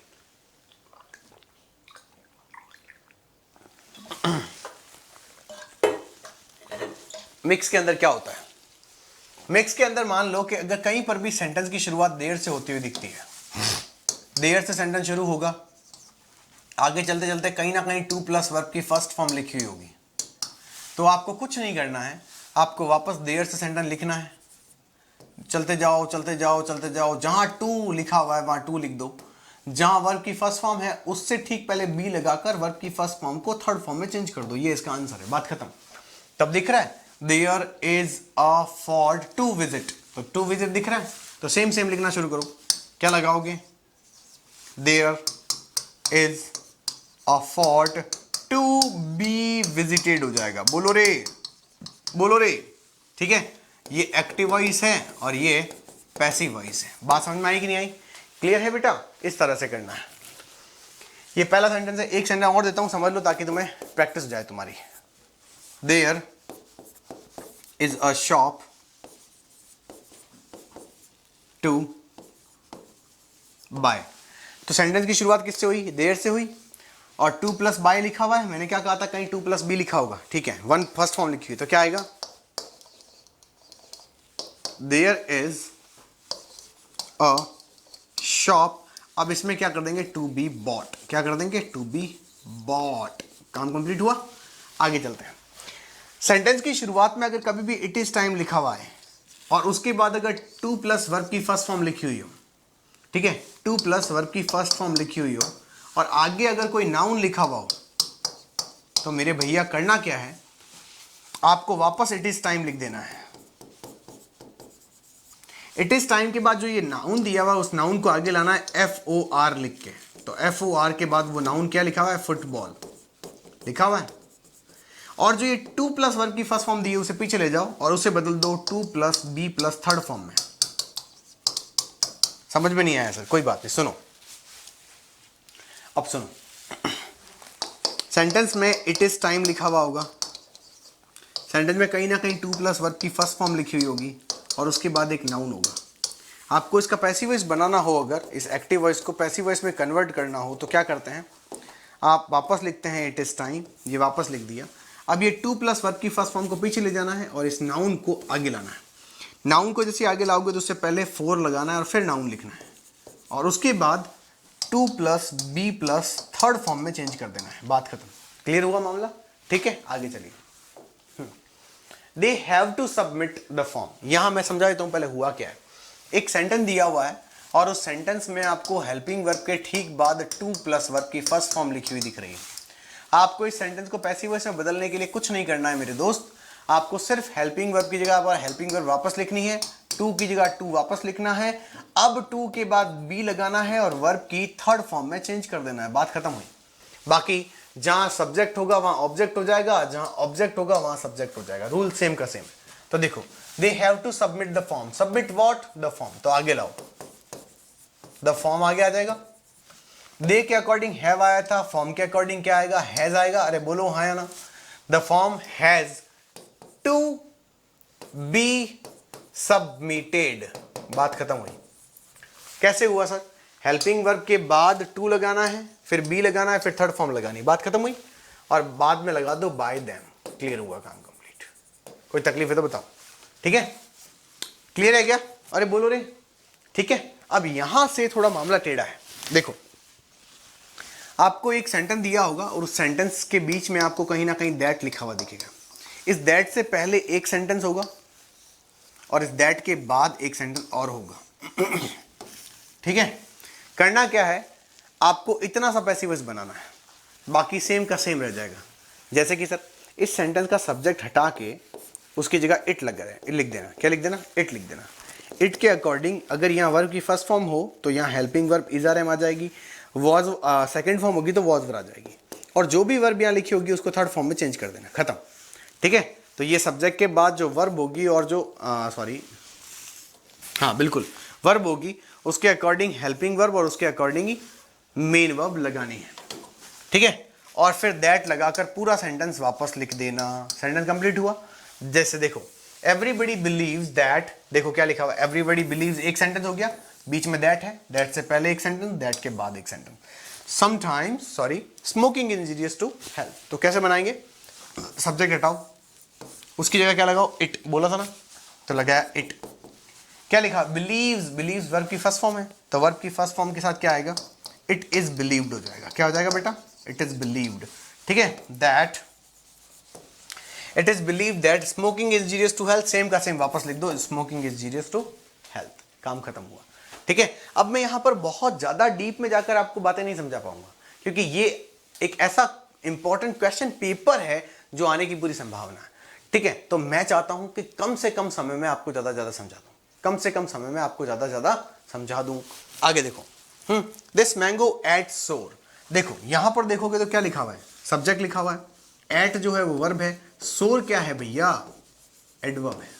अब तुम कहोगे सर यार ये तो गजब ही सेंटेंस है। हाँ, ये गजब सेंटेंस है। इस सेंटेंस को समझाता हूं, आगे देखो।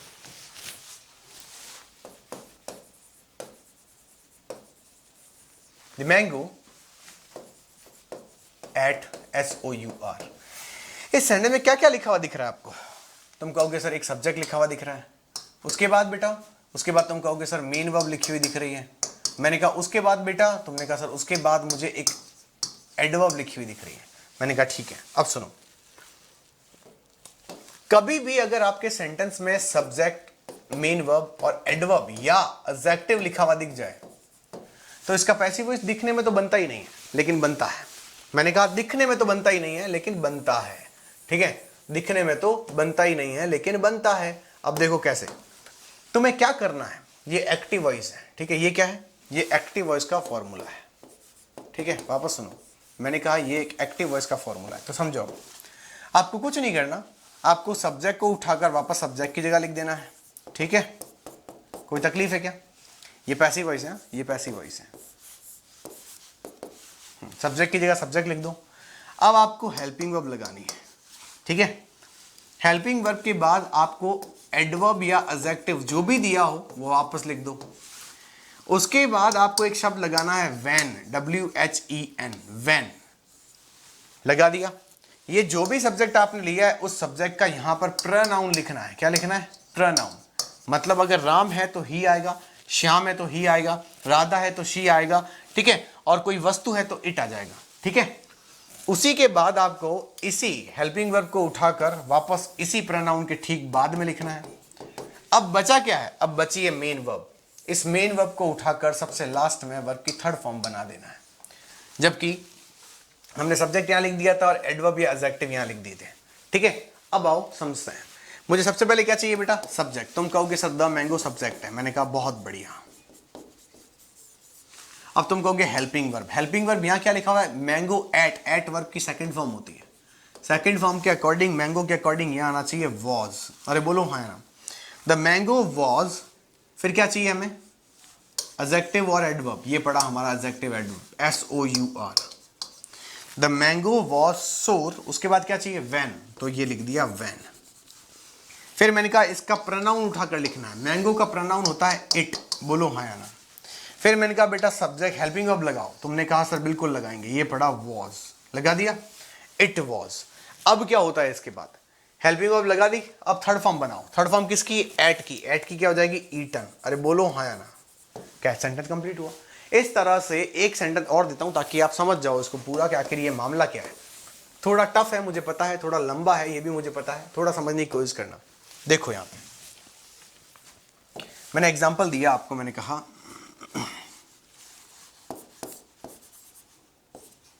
This mobile operates smooth. मतलब ये मोबाइल ऑपरेट करने में स्मूथ है। ये क्या है? सब्जेक्ट है। ये क्या है? वर्ब है। ये क्या है? एडवर्ब है। बात खत्म हुई? अब समझो, समझने की कोशिश करते हैं। देखो यहां पे दिस मोबाइल ऑपरेट स्मूथ। अब क्या आएगा? दिस मोबाइल वापस लिख दूं? क्यों लिखा सर? फॉर्मूला देखो ना मेरे भाई। पहले क्या चाहिए? सब्जेक्ट चाहिए, ये देखो। फिर क्या चाहिए? Helping verb. ऑपरेट्स में SAIS लगा हुआ है तो ये सिंपल प्रेजेंट टेंस है और सिंपल प्रेजेंट टेंस के अकॉर्डिंग या इज आना चाहिए। दिस मोबाइल इज, वापस लिख दो स्मूथ, लिख दिया सर। अब क्या चाहिए? वैन चाहिए सर। बहुत बढ़िया। अब क्या चाहिए? प्रोनाउन लेकर आओ सर। दिस मोबाइल के लिए प्रोनाउन क्या आएगा? इट आएगा। हेल्पिंग वर्ब उठाकर सेम की सेम ले आओ, वापस क्या आ जाएगी? इज। अरे बोलो हाँ या ना। अब चाहिए थर्ड फॉर्म, तो ऑपरेट का ऑपरेटेड हो जाएगा। ठीक है बेटा, इस तरीके से ये आपके पैसिव वॉइस की प्रैक्टिस भी हुई कंप्लीट। आओ मेरे लाल अगला प्रश्न लेते हैं। अब आपके सामने आया नरेशन। देखो बेटा, नरेशन समझने से पहले ये समझ लो कि नरेशन में होता क्या है। ठीक है, नरेशन होता क्या है वो समझो। देखो, नरेशन जब भी पढ़ते हो तो नरेशन में करना क्या होता है वो समझने की जरूरत पड़ेगी। नरेशन के अंदर सीधी सीधी बात, नो बकवास। 5 तरह के सेंटेंस समझ लो। पहला सेंटेंस है, यहां देखना अच्छे से, 5 तरह के सेंटेंस बताऊंगा। पहला, दूसरा,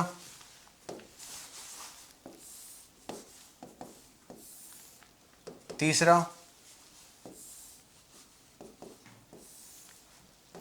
चौथा, पांचवा।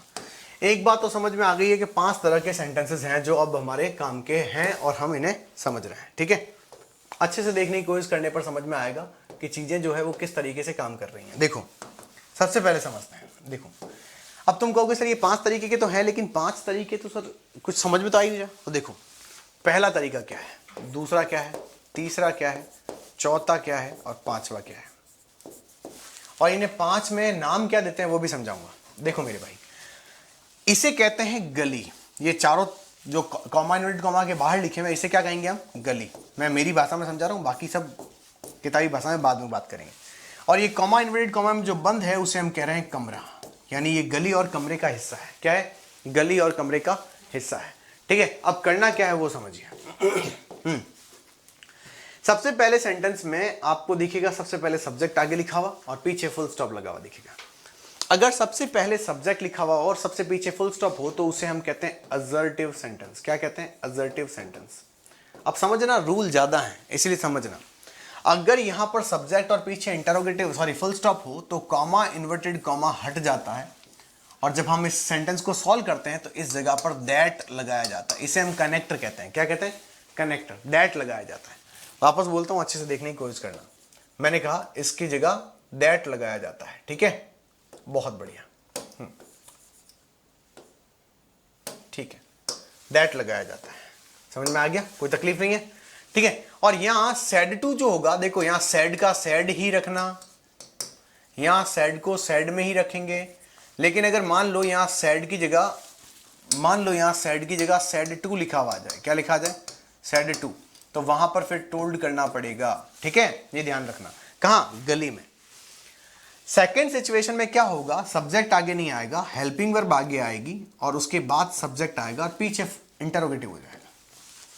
अगर ऐसा नहीं हुआ तो ऐसा हो सकता है WH आगे आ जाए,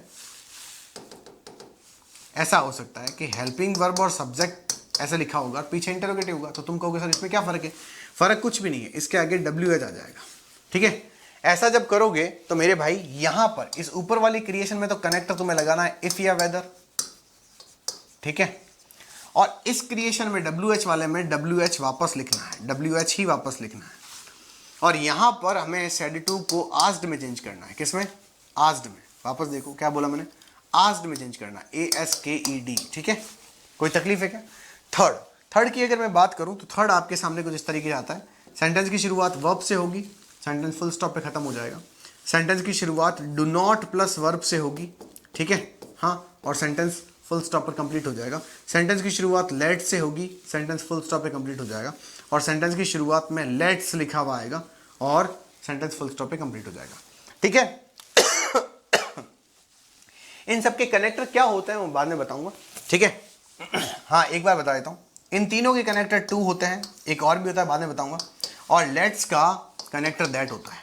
ठीक है, और इन तीनों के यहां सेट टू जब चेंज होते हैं तो कैसे होते हैं, asked, advised, requested, commanded, forbidden, ये अलग अलग होते हैं। ठीक है, ये जब मैं करवाऊंगा तो और समझ में आ जाएगा आपको। ऑप्टेटिव सेंटेंस, ऐसे सेंटेंस को सेकंड नंबर वालों को हम इंटरोगेटिव कहा करते थे, यानी इंटरोगेटिव कहते हैं। थर्ड वाले में जो इसे वर्ब से बन रहे हैं इन्हें हम इंपेरेटिव कहते हैं। फोर्थ की अगर मैं बात करने की कोशिश करूं, जहां लेट से सॉरी फोर्थ की बात करूं तो फोर्थ के अंदर क्या हो रहा है अभी देखना। ये देखो फोर्थ वाले में क्या हो रहा है वो समझने की कोशिश करना थोड़ा। फोर्थ वाले में एक काम करेंगे, फोर्थ वाले में सेंटेंस की शुरुआत GOD गॉड वर्ड से हो सकती है, या फिर MAY शब्द से हो सकती है, और या फिर दोनों से ही ना हो, लेकिन पीछे एक्सक्लेमेटरी जरूर लगा होगा। ऐसे सेंटेंस जो होते हैं उन्हें हम ऑप्टेटिव सेंटेंस कहते हैं।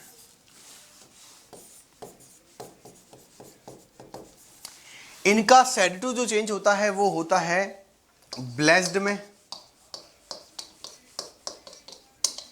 प्रेड में, विज्ड में या कर्स्ड में।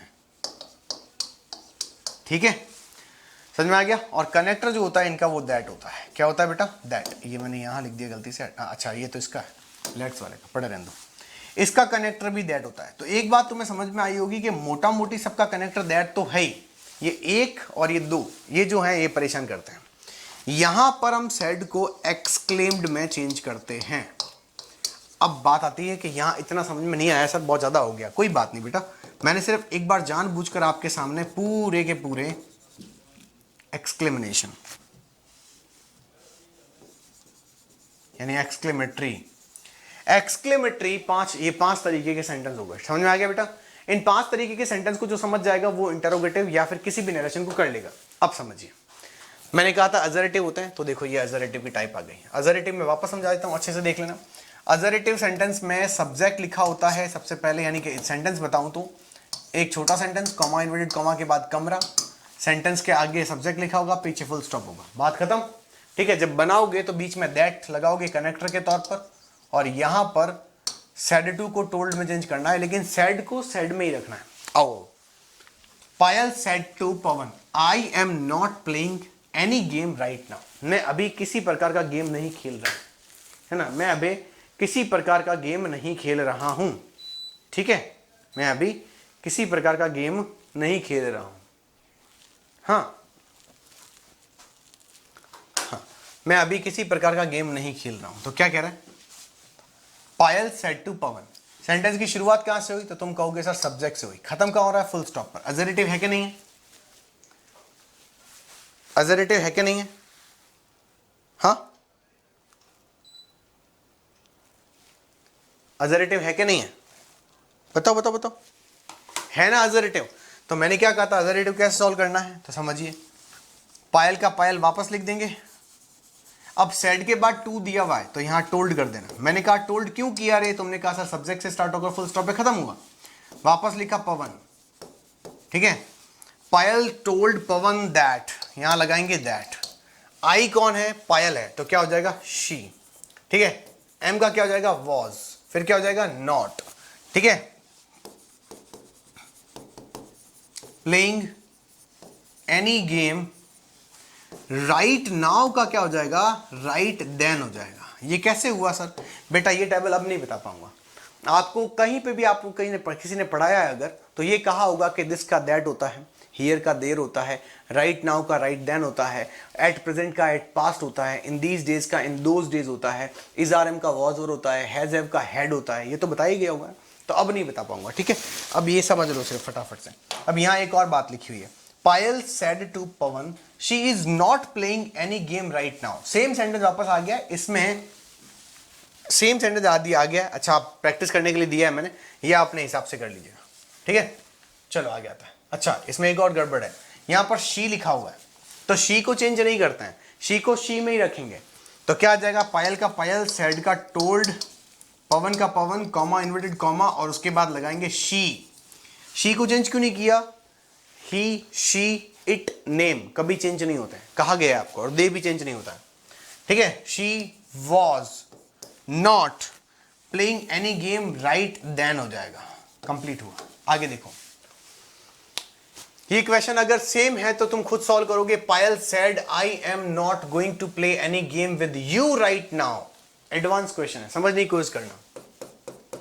यहां पर सिर्फ सेड दिया हुआ है, सेड टू नहीं दिया हुआ है। सेंटेंस की शुरुआत सब्जेक्ट से होकर फुल स्टॉप पे सेंटेंस कंप्लीट हुआ है, इसका मतलब मामला गड़बड़ है। कैसे गड़बड़ है सर? सही तो है, एजरेटिव है, बिल्कुल सही है, लेकिन देखो सेड ही दिया हुआ है और अंदर क्या दे दिया? यू। यू को चेंज करोगे इसके अकॉर्डिंग, तो यहां तो कुछ लिखा हुआ ही नहीं। अब क्या करोगे? यू को चेंज कैसे करोगे भाई? आई को तो चेंज कर दोगे पायल से, तो कैसे लिखोगे? पायल अब यहां सेड के बाद कुछ लिखा हुआ होना चाहिए ना। अच्छा, अगर यू लिखा हुआ नहीं होता तो मुझे कोई तकलीफ नहीं होती, मुझे और कुछ चाहिए भी नहीं था, पर अब कुछ लिखा हुआ नहीं है तो लिखा हुआ चाहिए। तो पायल टोल्ड मी, अब मैंने मान लिया कि उसने मुझसे कहा है, तो क्या लिखूंगा, दैट आई कौन है, पायल है, तो she was not going to play any game with you की जगह क्या आ जाएगा, मी से चेंज करेंगे तो विद मी ही लिख देंगे वापस, राइट नाउ की जगह राइट देन हो जाएगा। अब ये कैसे हुआ, ये एक लॉन्ग कहानी है, आपको समझनी पड़ेगी कि यू को सेकंड पर्सन के अकॉर्डिंग चेंज करते हैं। अगर मैंने यहाँ मी की जगह राम माना होता तो यहाँ पर हिम आता, अगर यहाँ सीता माना होता तो यहाँ हर आता। ठीक है, ये आपको पता होनी चाहिए। अब ये देखो, तीसरी बात है honesty is the best policy. आप एक बात सोच के देखो, आपने कहा सर पायल का पायल मैंने लिख दिया, सेड टू का टोल्ड मैंने लिख दिया, ऑनेस्टी सब्जेक्ट है और पीछे फुल स्टॉप लगा हुआ है, तो ये क्या है, असर्टिव सेंटेंस है। तो पायल टोल्ड पवन दैट, अब तुम कहोगे सर ऑनेस्टी लिख दो वापस, मैंने कहा लिख दिया। अब तुम कहोगे सर इज है तो उसका वॉज कर दो, मैंने कहा कर दिया। द बेस्ट पॉलिसी कर दो सर, मैंने कहा कर दिया। क्या लगता है सेंटेंस सही है? क्या लगता है सेंटेंस सही है? नहीं, सेंटेंस सही नहीं है। क्यों सर? सही तो है भैया, ऑनेस्टी यानी ईमानदारी एक अच्छी नीति होती है, ये तो एक सत्य है ना, तो सत्य है तो इज आर एम का वॉज वर्ड थोड़ी करेंगे, इसका इज ही रखेंगे। ये क्यों सर? जब कभी भी कोई भी फैक्ट दिया गया हो तो उसे कभी चेंज नहीं करते हैं। बात खत्म हुई, आगे चलो। इंटरोगेटिव सेंटेंस है आपके सामने, अच्छे से बताओ।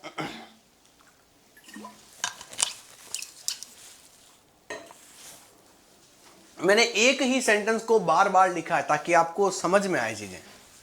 पायल said to Pavan, am I playing any game? हाँ, गेम। अच्छा, ये यू नहीं है ना, पीछे छोड़ दो। ठीक है, अब वो कह रहा है क्या मैंने कोई गेम खेला है, तो क्या आएगा, पायल। अब जैसे ही इंटरोगेटिव दिखा पीछे और सेंटेंस की शुरुआत हेल्पिंग वर्ब से हुई है, सब्जेक्ट अंदर चला गया है, तो अब यहां सेड टू का टोल्ड नहीं होगा, यहां आस्क्ड होगा। पायल आस्क्ड पवन, क्योंकि हेल्पिंग वर्ब से बना है तो कनेक्टर अब दैट की जगह इफ लगाना पड़ेगा। आई कौन है, पायल है, तो हो जाएगा if she was not playing any game, sentence complete. Full stop पे कंप्लीट करना, इंटरोगेटिव मत लगाना। अब इसकी जगह मैंने क्या कर दिया, सीधा वाई लगा दिया। तो इंटरोगेटिव दो तरीके के होते हैं, एक होता है हेल्पिंग वर्ब से बनता है, दूसरा होता है WH से बनता है। बात खत्म? ठीक है, बात खत्म। आगे देखो, जैसे कि क्या लिखा हुआ है, Payal said to Pavan, why are you not playing any game, तो क्या लिखेंगे, पायल का पायल, सेड टू का आस्क्ड। क्यों सर? इंटरोगेटिव है मेरे बेटे। पवन का पवन, अब क्योंकि इंटरोगेटिव में WH है तो WH का कनेक्टर WH ही होता है। वाई है तो वाई वापस लिख दो, वैन है तो वैन वापस लिख दो, हाउ है तो हाउ वापस लिख दो। यू कौन है, पवन है, तो हो जाएगा पवन का ही हो जाएगा, why he was not playing any game, interrogative का फुल स्टॉप लगा दो, बात खत्म। अब इंटरोगेटिव सेंटेंस कंप्लीट हुए, मैंने दो सेंटेंस लिए हैं ताकि आपकी प्रैक्टिस करवा सकूं। इंपेरेटिव सेंटेंस, इंपेरेटिव सेंटेंस बता रखा है कितने तरीके के होते हैं, अभी बताया था पैसिव वॉइस में भी, वर्ब से शुरू होकर फुल स्टॉप पे खत्म होना, डोंट प्लस वर्ब से शुरू होकर इंटरोगेटिव है फुल स्टॉप पे खत्म होना, लेट से शुरू होकर फुल स्टॉप पे कंप्लीट होना, और लेट्स से शुरू होकर फुल स्टॉप पे कंप्लीट होना, बताया था। अब सुनो, इसको देखो और बताओ क्या है। Payal said to Pavan, play any game with me right now. अच्छे से बताओ प्ले क्या है, तो तुम कहोगे सर एक वर्ब है, पीछे क्या आई, फुल स्टॉप, पहला बने, पहले वाला आंसर है। दूसरा डोंट प्ले, ये दूसरा वाला है, डोंट प्लस प्ले, हाँ पीछे फुल स्टॉप है, ये दूसरा वाला है। ठीक है, अब यहां समझना है कि हो क्या रहा है। तो देखो मेरे भाई, ऐसे वाले सेंटेंस का कनेक्टर होता है टू, ठीक है, यानी कि पहले वाले का टू लगाएंगे।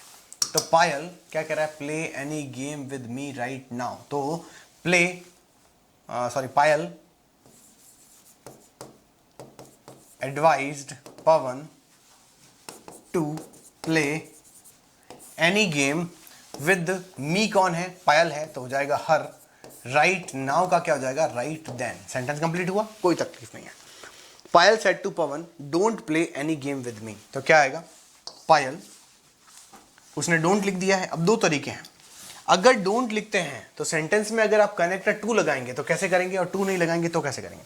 अगर ये डोंट शब्द को मैं यहां सेड टू की जगह फॉरबेड लिख दूं यहां पे, पायल फॉरबेड पवन, ठीक है, टू, तो अब ध्यान रखना ये फॉरबेड के पास सिर्फ टू ही आएगा। क्यों? क्योंकि ये खुद एक नेगेटिव वर्ड है, तो इसको नॉट की जरूरत नहीं है। Don't play any game with her, sentence complete हुआ, ठीक है, सेंटेंस कंप्लीट हुआ। तो यहां विद हर लिख देंगे, सेंटेंस कंप्लीट हो जाएगा। अगर ये तरीके से नहीं करते हो, दूसरा तरीका और है हमारे पास, पायल आस्क्ड लिख दो, पवन, अब क्योंकि नेगेटिव है, डोंट वाला है, तो यहां पर नॉट टू लगाना पड़ेगा, not to play any game with her, sentence complete. ठीक है, इसके लिए प्रैक्टिस चाहिए बेटा, हाथों हाथ का छू नहीं होने वाला है। अगला, और ये लेट वाला सेंटेंस देखो, और ये लेट्स वाला है, तो लेट वाले में भी कनेक्टर टू ही आता है। पायल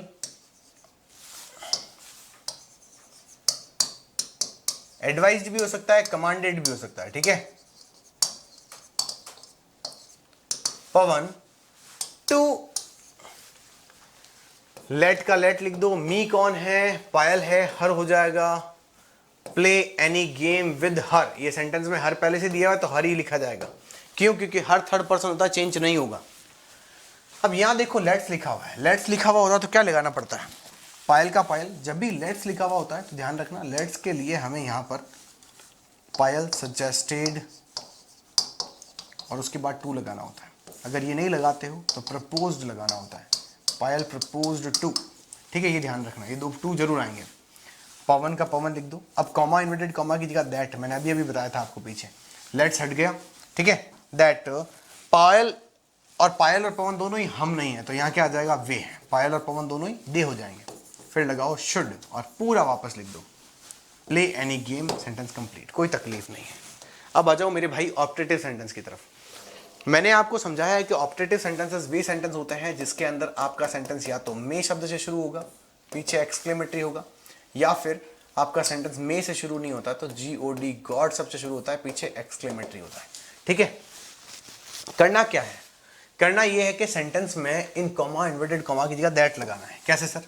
my mother may God bless you, तो मुझे ब्लेस किया है, तो माय मदर ब्लेस्ड पवन, ठीक है, my mother blessed Pawan, comma inverted comma की जगह दैट लगाओ। गॉड क्या है, थर्ड पर्सन है तो चेंज होगा नहीं, तो गॉड का गॉड लिख दो, मे का हो जाएगा माइट, क्या हो जाएगा, माइट, ब्लेस का ब्लेस, यू कौन है, मैं हूं, नहीं सॉरी पवन है, पवन एक लड़का है तो हिम हो जाएगा। अगर पवन की जगह पायल होता तो हर हो जाता, मैं होता यानी मी होता तो मी हो जाता। My mother said to Pawan God bless you, अब देखो मे शब्द हटा दिया है, अगर मे नहीं लिखा हुआ है तो भी माइट लगाना ही लगाना है, तो माई मदर सेड टू का क्या हो जाएगा, ब्लेस्ड हो जाएगा, पवन का पवन लगा देंगे, ठीक है, कॉमा इन्वर्टेड कॉमा की जगह दैट लगाया। अब गॉड GOD के बाद MIT नहीं लिखा हुआ है तो माइट लिखो, है ना। My mother blessed Pawan that God might bless you, कौन सा कौन है, पवन है, तो वो लड़का है तो हिम हो जाएगा। नेक्स्ट, अब बात आती है कि ये सेंटेंस क्या कह रहा है, my mother said to Pawan may God may God make you prosper, ठीक है, ये मे वाला सेंटेंस है, खुद करना। अभी मैंने बताया कि मे को पीछे ले जाकर माइट में चेंज करना है, यहां ब्लेस्ड हो जाएगा, अपने आप करो। एक्सक्लेमेटरी सेंटेंसेस, एक्सक्लेमेटरी सेंटेंसेस तीन तरह से बनते हैं, एक वे सेंटेंस जो हाउ से बनता है, दूसरा जैसे कि ऐसा सेंटेंस दिया होगा, कॉमा इन्वर्टेड कॉमा के बाद सेंटेंस या तो व्हाट से बनेगा या फिर हाउ से बनेगा, और सेंटेंस के लास्ट में फुल स्टॉप नहीं, इंटरोगेटिव होगा, ठीक है, ऐसा बनता है। ये दो तरीके दिए हो गए। और एक और होता है कि कहीं ना कहीं हेल्पिंग एक्सक्लेमेटरी वर्ड्स आ जाते हैं, जैसे कि हुर्रा हो गया, ब्रावो हो गया, ठीक है, हाँ, हुर्रा हो गया, ब्रावो हो गया, वाव हो गया, ऐसे शब्द आ जाते हैं, ठीक है। हालांकि मैंने ये सब पढ़ाया हुआ है, फिर भी अगर आप क्रैश कोर्स में जाकर अगर इन सब चीज़ों को पूरा पढ़ना चाहते हैं तो आप उसका कोर्स खरीद सकते हैं। और अभी भी अंग्रेजी का कोर्स तो शुरू होना बाकी है, कुछ ही सब्जेक्ट का कोर्स शुरू हुआ है, तो आपको ऐसा भी नहीं लगेगा कि यार मेरे को कहाँ से पढ़ना है पता ही नहीं चल रहा है, शुरू से पढ़ सकते हैं। चलिए शुरू करते हैं। माई mother said what a spacious house, मैंने कहा था ना वॉट से शुरू होगा, देखो वॉट से, पीछे एक्सक्लेमेटरी लगा हुआ है, तो माई मदर, ठीक है, exclaimed that what और how में what और how हट जाते हैं. It was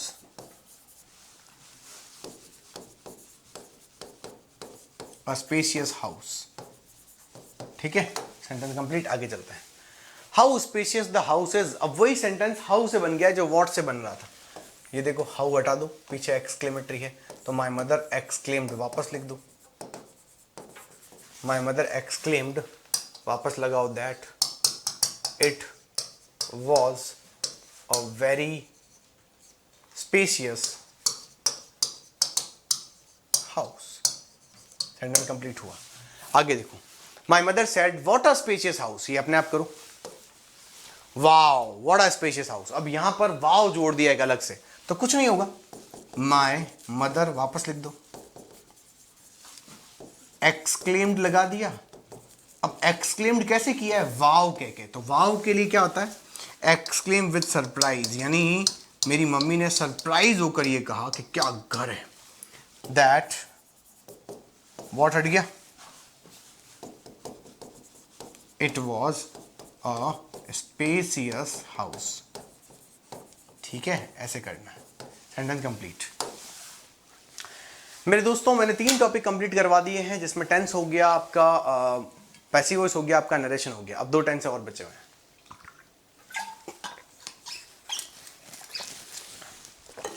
2 ग्रामर के टॉपिक और बचे हुए हैं. पहला है फ्रेमिंग क्वेश्चन और दूसरा टैग क्वेश्चन. फ्रेमिंग क्वेश्चन के अंदर ध्यान रखना, एक हेल्पिंग वर्ब से बनने वाले सेंटेंस होते हैं जिनकी स्टार्टिंग में यस या नो लिखा होता है, और एक WH होता है. फ्रेमिंग करना हो अगर आपको क्वेश्चन को, यानी फ्रेम करना हो, तो क्वेश्चन फ्रेम करने के लिए 2 तरीके हैं. एक वो जिसमें हेल्पिंग वर्ब पहले लगती है, सब्जेक्ट बाद में, पीछे इंटरोगेटिव लगता है. दूसरा एक WH लगता है, फिर हेल्पिंग वर्ब लगती है, फिर सब्जेक्ट लगता है, पीछे इंटरोगेटिव लगता है. यानी ये और ये लगभग सेम है, फर्क है तो सिर्फ इस व्हाट शब्द का, यानी कि WH का. Yes I have deposited the fees. Yes और नो जब भी दिया हो इनको हटा दो सेंटेंस से. ठीक है, और नॉट भी जो लिखा होता है उसको भी हटा देते हैं. ठीक है, तो क्या लिखा हुआ है? I have deposited the fees. जब भी आई लिखा हुआ हो तो उसको यू में चेंज कर देते हैं. तो क्या आएगा? Have you deposited the fees. क्या तुमने फीस जमा करवा दी? तभी तो कहेंगे हाँ मैंने फीस जमा करवा दी है. ऐसे. No the principal can not take such steps. तो क्या आ जाएगा? No can not. तो क्या आ जाएगा? Can the principal. Can the principal take such decision. Sentence complete, कोई तकलीफ नहीं है. अगला यस नो. फिर से यस नो लिखा हुआ है, अपने आप बनाने की कोशिश करना. ठीक है, मैं फिर भी कह देता हूं. We should avoid these action. तो वी शुड, हमें एक्शंस को अवॉइड करना चाहिए. तो क्या आएगा? शुड को आगे ले आओ. Should you avoid these actions. Interrogative हो गया, बात खत्म. नो, और इसमें डोंट होगा, वो भी हटाना है. They do not have 2 house. तो क्या लिखेंगे? Do they have 2 houses. क्या उनके पास 2 घर हैं? आप ऐसे भी लिख सकते हो, हैव दे गॉट 2 हाउसेस. ऐसे भी बनाया जा सकता है, कोई तकलीफ नहीं है. ठीक है, ये अपने आप करो. He is a doctor. तो क्या आ जाएगा? Is he A doctor. अब मेरे दोस्त WH वाला बनाना है, यानी WH में पहले से ही WH दिया होगा कि आखिर बनाना है क्या. She can make this payment in no time. तो she can make what payment. तो वॉट का आंसर दे, वो कह रहा है वॉट से ही बनाओ, तो जो वॉट का आंसर है उसको हटा दो, ये द पेमेंट हट जाएगा. अब क्या लगाएंगे? What can she make in no time. अरे भाई वो क्या कर सकती है? चुटकी बजाते ही क्या कर लेगी? पेमेंट जमा करवा देगी. She will have completed the task to submit. ठीक है, तो कंप्लीटेड हु से शी आएगा, शी हटा दो, वापस लिख दो हु विल हैव. सेम का सेम वापस लिख देंगे. कंप्लीट हुआ. आगे का question. We all have been living in this district for a long time. तो वो कह रहा है कि वेयर से बनाओ. तो हम बहुत समय से इस डिस्ट्रिक्ट में रह रहे हैं. तो कहां रह रहे हो रे? इस डिस्ट्रिक्ट में. तो इन दिस डिस्ट्रिक्ट पूरा हटा दो, ये हट जाएगा पूरा. तो क्या लगाएंगे? Where have we all been living for a long time. काम complete. The manager has told the same thing to her 100 times. तो how long, कितनी बार बोला है भाई? How long has the manager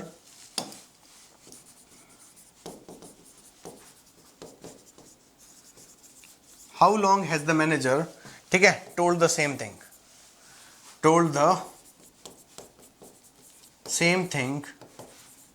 to her. हटा क्या? 100 टाइम्स हट गया. ठीक है, काम कंप्लीट. लो भैया, फ्रेमिंग क्वेश्चन कंप्लीट हुए. अब आपके आगे टैग क्वेश्चन. टैग क्वेश्चन क्या होते हैं वो समझो पहले. टैग क्वेश्चन में एक स्टेटमेंट दिया हुआ होता है, कॉमा लगा होता है, पीछे आपको कहते हैं टैग क्वेश्चन बनाओ. तो कुछ नहीं करना, जो सब्जेक्ट लगा होता है उसी सब्जेक्ट की हेल्पिंग वर्ब जो होती है उस हेल्पिंग वर्ब को उठाकर आगे लिख दो. ठीक है, अगर ये पॉजिटिव सेंटेंस है तो इसको नेगेटिव बना दो, अगर ये नेगेटिव सेंटेंस है तो इसको पॉजिटिव बना दो. सब्जेक्ट उठाकर इसके पीछे पटक दो, बात खत्म. सब्जेक्ट मतलब उसका प्रोनाउन पटको. अगर राम है तो ही लिखेंगे, श्याम है तो ही लिखेंगे, सीता है तो शी लिखेंगे. The principal can not take such decisions. तो कैन नॉट में से ये नॉट है ना जो हटा दो, कैन को लेकर आओ यहां पर. ये कैन लिख दिया, प्रिंसिपल लड़का मानना है, ही हो जाएगा, काम खत्म. ठीक है, अगला sentence. She will have completed the task to submit. तो हैव को, विल को उठा के लाओ यहां पर. अब क्योंकि विल के साथ नॉट नहीं लगा हुआ है तो विल को करेंगे वॉन्ट.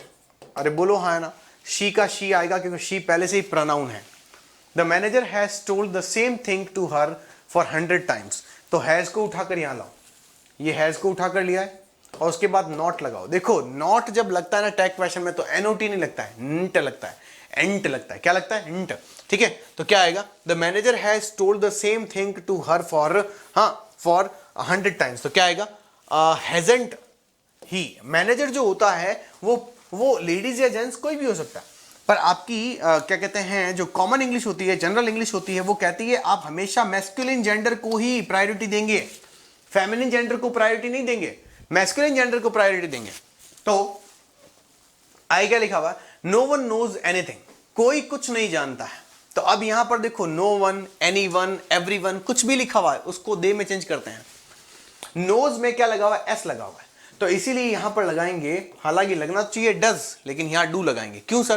क्योंकि बेटा यहां पर पीछे दे आएगा. नो वन, एनी वन वगैरह वाले जितनी भी चीजें होती है उसके अंदर आपको दे में चेंज करना होता है, और दे के अकॉर्डिंग यहां क्या आएगा? डू आएगा. तो डू दे. Few people. ध्यान रखो मेरे दोस्त, अगर फ्यू या लिटिल अकेला लिखा हुआ आ जाए और उसके साथ a few, the few, a little, the little लिखा हुआ ना आए तो पहले से नेगेटिव होता है. तो कैन को उठा कर लाओ यहां पर कैन. अब तुम्हारा मन हो रहा है नॉट लगा दूं. नॉट नहीं लगाना है, फ्यू का मतलब नेगेटिव ही होता है. तो क्या लिखेंगे? Can they. सेंटेंस कंप्लीट हुआ, कोई तकलीफ नहीं है. Can they, sentence complete. आगे देखो. A few things are very important in her life. क्या लिखा? A few. देखो मैंने जानबूझ कर दिया. अब देखो few के पहले क्या लिखा दिया? ए लगा दिया. तो ये पॉजिटिव सेंटेंस है. A few things are very important. Things नहीं है, things है. ठीक है. A few things are very important in her life. ठीक है. तो R को उठाओ, aren't कर दो. Things के लिए क्या आएगा? दे हो जाएगा, बात खत्म. अब तुमको कैसे हुआ सर? अरे भाई थिंग्स कितनी होती है? बहुत सारी होती है ना, तो बहुत सारी के दे ही आता है. आगे देखो, यहां तक तो आपका नॉर्मल अजरेटिव और थोड़े से एडवांस क्वेश्चन कंप्लीट हुए. अब आता है इंपेरेटिव. इन सेंटेंस को देखो. सेंटेंस की शुरुआत वर्ब से हुई है, सेंटेंस की शुरुआत लेट से हुई है, सेंटेंस की शुरुआत लेट्स से हुई है. अभी हम पढ़ते हुए आए कि कौन सेंटेंस इंटरोगेटिव होता है, कौन सा इंपेरेटिव होता है. तो देखो, call him right now. Call him right now का मतलब हो जाएगा विल यू. अब तुमको कैसे आया सर? तो सुनो, किसी भी सेंटेंस की शुरुआत अगर वर्ब से होकर फुल स्टॉप पे कंप्लीट हो जाती है, उसका टैग क्वेश्चन बनाने के लिए आपको क्या करना पड़ता है? आपको लगाना पड़ता है विल, और उसके बाद आप लगा दो यू. बिना सोचे समझे, कोई तकलीफ नहीं है, सेंटेंस कंप्लीट हो जाएगा, है ना. Will you. Sir want you लगा सकते हैं क्या? अगर जचे तो लगाओ, अदरवाइज पॉजिटिव नेगेटिव इसमें दोनों बन सकते हैं. इसमें मैं चाहूं तो वांट यू भी लिख सकता हूं, बट विल यू ज्यादा सही लग रहा है. Let me do it. वो कह रहा मुझे ऐसा करने दो. विल यू, क्या मुझे करने देगा भाई? हाँ हाँ, विल यू करने देगा, मुझे ऐसा करने दो. एक और बात, कर लूं क्या? इसका ऐसे ही बन सकता है, सेल आई. कर लूं, हाँ कर लूं. लेट मी डू इट मतलब मुझे ऐसा करने दो, तो कर लूं, ऐसा भी हो सकता है. Let's make it possible. ध्यान रखो जब कभी भी लेट्स से बना हुआ होता है ना तो उसमें और कुछ नहीं करना होता है, लेट्स के बाद कुछ भी लिखा हो हमें कोई फर्क नहीं पड़ता है। इसका टैग क्वेश्चन हमेशा शैल वी ही बनेगा, इसके अलावा और कुछ नहीं बनेगा। शैल वी, क्या बनेगा? Shall we. Let's make it possible, तो क्या आ जाएगा? शैल वी, इतना ही बनेगा, इसके अलावा कुछ नहीं बनना है, ठीक है। This boy is a student, तो इसको उठाकर लाओ यहां पे। इजंट, अब ध्यान रखना बॉय लिखा हुआ है तो बॉय के अकॉर्डिंग ही आएगा, लेकिन अब मान लो ये बॉय नहीं लिखा हुआ है, दिस इज अ स्टूडेंट लिखा हुआ होता तो क्या करते हैं, ठीक है। तो ये ध्यान रखना, ध्यान समझना। मैं अगर मान लो ऐसे लिख देता हूं, दिस इज अ टॉय, मैंने क्या लिख दिया? This is a toy. अब इसका इंटरोगेटिव बनाना है आपको, यानी कि टैग क्वेश्चन बनाना, तो क्या आएगा? इजंट दिस, या सॉरी इजंट इट, तो दिस और दैट के लिए इट आता है, लेकिन सर यहां तो नहीं लगाया, यहां इसने लगाया बेटा क्योंकि दिस के साथ बॉय गर्ल पहले से ही नाउन लिखा हुआ है, तो उस नाउन के अकॉर्डिंग प्रोनाउन लगाएंगे। अगला, इसके बाद मेरे दोस्तों अब यहां तक तो मैंने करवा दिया है आपको, लगभग 1.25 घंटे के अंदर मैंने करवा दी है पूरी ग्रामर। अब इसके बाद आपका आता है राइटिंग सेक्शन। राइटिंग सेक्शन में कच्छू फिक्स नहीं है, मैं सिर्फ फॉर्मेट बता सकता हूं आपको, है ना। राइटिंग सेक्शन में मैं सिर्फ फॉर्मेट बता सकता हूं आपको कि कैसे लिखना है। तो आओ कोशिश कर लेते हैं। लेटर राइटिंग में 2 तरह का लेटर राइटिंग होती है, एक होती है फॉर्मल, एक होती है इनफॉर्मल। एक होती है फॉर्मल, एक होती है इनफॉर्मल, ठीक है। अब इसको कैसे करेंगे? एक होती है फॉर्मल, एक होती है इनफॉर्मल, कैसे करेंगे? तो सुनो, फॉर्मल और इनफॉर्मल में आपको करना क्या है, आपको मैं फॉर्मेट बता रहा हूं वो देखो। देखो मेरे दोस्त, हमेशा याद रखना, मोस्ट इंपॉर्टेंट क्वेश्चन के अंदर ध्यान रखें, फंक्शन के अंदर 3 तरह के प्रश्न बनते हैं, चाहे बर्थडे पार्टी मनाओ, चाहे मैरिज एनिवर्सरी हो, चाहे और कोई फंक्शन हो, आप किसी को बुलाते हो, आप सेलिब्रेशन बताते हो, या आप नहीं जाते हो, 3 तरह के क्वेश्चन बनेंगे।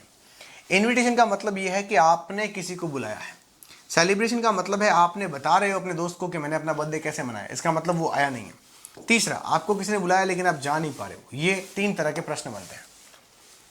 कॉन्ग्रेचुलेशन के अचीवमेंट के क्वेश्चन बनता है, जैसे मान लो आपके दोस्त ने मेरिट हासिल करी है, गोल्ड मेडल जीता है, टॉप आ गया स्कूल के अंदर, कोई अचीवमेंट हासिल किया है ना, या फिर किसी जॉब में सेलेक्ट हुआ है। एडवाइस बेस्ड के क्वेश्चन आपको मिल सकते हैं, जैसे कि आपको बैड कंपनी छोड़ देनी चाहिए, पढ़ाई करनी चाहिए, प्रिपेयर कैसे करें एग्जामिनेशन के लिए, स्टडी कैसे करें टाइम टेबल से, है ना, ऐसे प्रश्न पूछे जाते हैं। और इसके अलावा टूर बेस्ड, जैसे कि आपकी स्कूल आपको हिस्टोरिकल टूर पे लेके गई, एजुकेशनल टूर पे लेके गई, और एक बार आप खुद टूर पर गए तो टूर पे कोई इंसिडेंट हो गया, आपका दोस्त नदी में गिर गया और आपने उसको कैसे बचाया, ये लिखना है। रिलेटिव बेस्ड लेटर जो होते हैं, हाँ तो उसमें जैसे कि मान लो हॉस्टल लाइफ को लेकर आप जो है वो बता रहे हो, ये रिलेटिव बेस्ड का मतलब है रियल लाइफ बेस्ड, है ना, इसका नाम सही कर लेते हैं।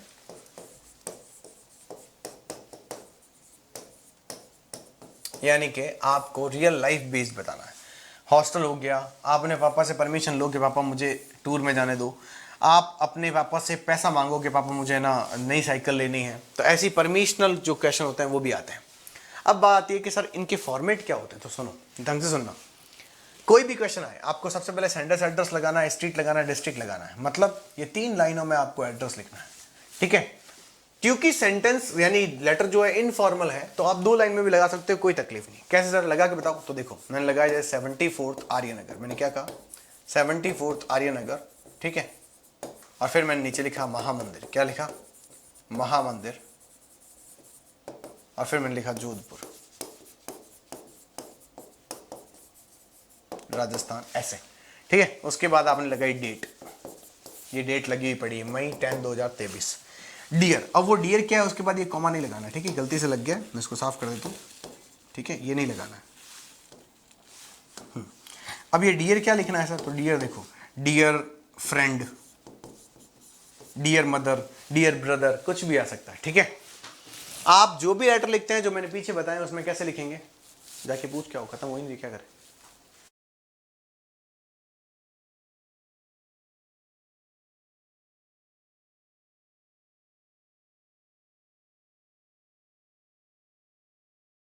क्या करें, डियर फ्रेंड। अब डियर फ्रेंड की बात करें तो डियर फ्रेंड लिखा, उसके बाद आप क्या बोलेंगे, I am Helen hearty here and I hope you will also be happy there. इसका मतलब है कि जब भी कोई लेटर की शुरुआत होती है, जब भी कोई लेटर की शुरुआत होती है तो आपको ये समझना पड़ेगा कि लेटर जो होता है ना, I am Helen hearty and I hope you will also be happy there का मतलब ये है कि मैं राजी खुशी हूं और मुझे उम्मीद है कि आप भी राजी खुशी होंगे। ठीक है, आप भी राजी खुशी होंगे। You will be glad to know, आपको जानकर खुशी होगी दैट, या फिर इसकी जगह लिखेंगे I felt, I felt glad to know about, मुझे जानकर खुशी हुई है। अब यहां जो भी बीच में आप लिखोगे, अब जो भी यहां बीच में लिखोगे वो डिपेंड करता है, वो डिपेंड करता है कि हमें लिखना क्या है, हमें लिखना क्या है। ढंग से सुनो, हमें लिखना क्या है वो डिपेंड करता है। ठीक है, हमें डिपेंड करता है लिखना क्या है। तो ये समझना पड़ेगा कि अब क्वेश्चन कैसा आता है। तो हम अभी कुछ नहीं कह सकते कि यहां क्या लिखना है, वो डिपेंड करता है टॉपिक के ऊपर। मान लो सपोज करो कि तुम्हारे घर में एक एनिवर्सरी फंक्शन है, तुम्हारे मम्मी पापा के पेरेंट्स की ज्वाइनिंग क्या एनिवर्सरी है। अब तुम अपने दोस्त को बुला रहे हो, तो क्या लिखोगे? I am Helen hearty here, I am Helen hearty here and I hope you will also be happy there. You will be glad to know, तुम्हें जानकर बड़ी खुशी होगी। इसमें आई फेल्ट ग्लेड नहीं लिखेंगे, ये डिपेंड करता है कि सामने वाले को खुशी हो रही है, अपन को खुशी हो रही है।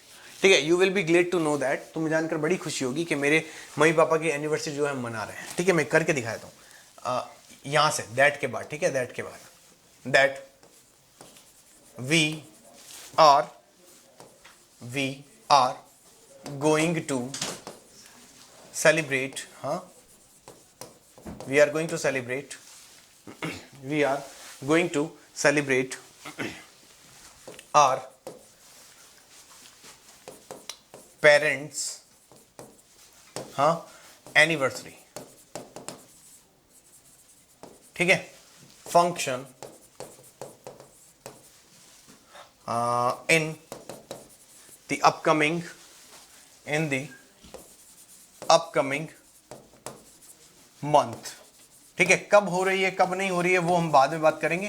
ठीक है, आप कहां कर रहे हो ये भी बताना है। इसके अलावा कि हमने किस किस को बुलाया, तो मेरे पास यहाँ जगह नहीं, मैं एक्स्ट्रा लिख देता हूं, यहां से लिख दे रहा हूं। ठीक है, वी हैव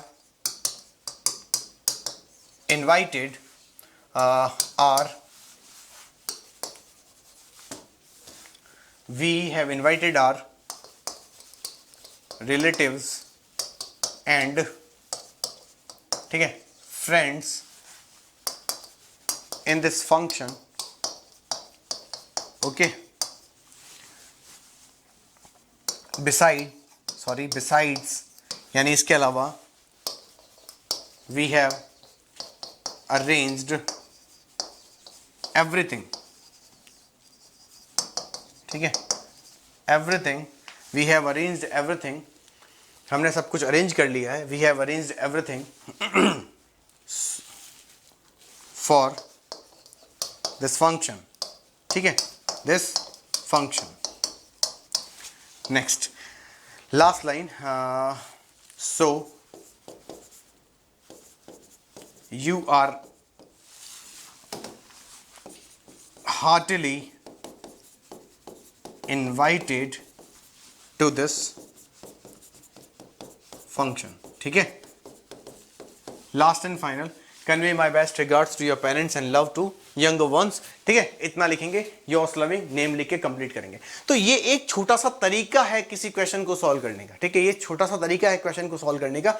ऐसे कई सारे क्वेश्चंस आ सकते हैं। तो ये करना क्या है, इसको बीच में ये जो 4-5 लाइन छोड़ी हुई है वो आपको सेंटेंस यानी कि लिखने पड़ेंगे according to question. Wait a minute guys, 1 minute का समय दीजिए।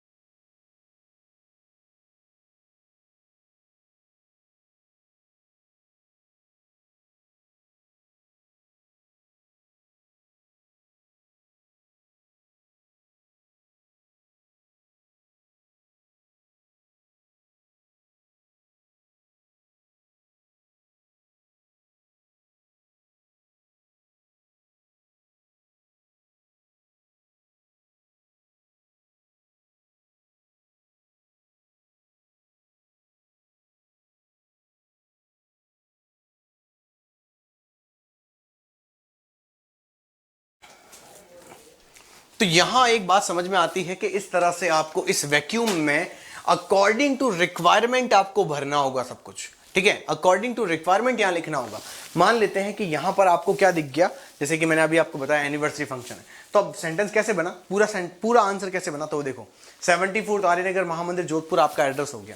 उसके बाद आपको लगानी है डेट, डेट में पहले महीना लगाया, फिर डे लगाया, फिर ईयर लगाया, डियर फ्रेंड, ठीक है। अब डियर फ्रेंड के बाद आप नीचे जाके क्या कर रहे हैं, I am Helen hearty here and I hope you will also be happy there. वो कह रहा है मैं यहाँ खुश हूं और मुझे उम्मीद है कि तुम भी वहां खुश होगे। You will be glad to know, तुम्हें जानकर खुशी होगी, क्या जानकर खुशी होगी, कि we are going to celebrate our parents anniversary function, हम हमारे मम्मी पापा का एनिवर्सरी फंक्शन जो है सेलिब्रेट करने जा रहे हैं, ठीक है, इन द अपकमिंग मंथ में। We have invited our relatives and friends, हमने हमारे दोस्तों और रिलेटिव्स को सबको बुलाया है इन दिस फंक्शन, इस फंक्शन में। Besides we have arranged everything for this function, हमने इस फंक्शन के लिए सब कुछ अरेंज भी कर लिया है। So you are heartily invited to this function, तो आपसे हाथ जोड़कर विनती है, रिक्वेस्ट है कि आपको भी इस फंक्शन में आना है, ठीक है। Convey my best regards to your parents and love to your younger ones, ठीक है, यंगर वन और यंगर वंस आपकी मर्जी, जो लिखना चाहो।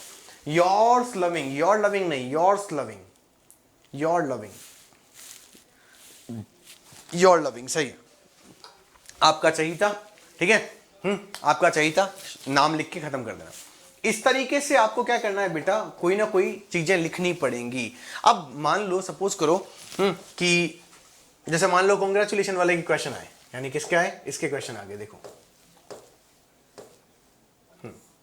यहां समझने पर एक बात समझ में आती है कि यहां से मान लेते हैं हमने ये गोल्ड मेडल वाला आ गया है ना, हाँ ये वाला, मान लो आपके दोस्त ने जो है, आपने दोस्त ने गोल्ड मेडल जीता है, या वो मेरिट में आया है, या फिर मान लो उसने कोई बिग अचीवमेंट हासिल किया है, तो ऐसी कंडीशन में हम क्या करेंगे, वो सेम का सेम आई एम हेलन हार्टी वाली लाइन लिखनी है, I am Helen hearty and I hope you will also be happy there, I am indeed very much happy, मैं बहुत बहुत खुश हूं to hear about your success, तुम्हारी सक्सेस के बारे में सुनकर।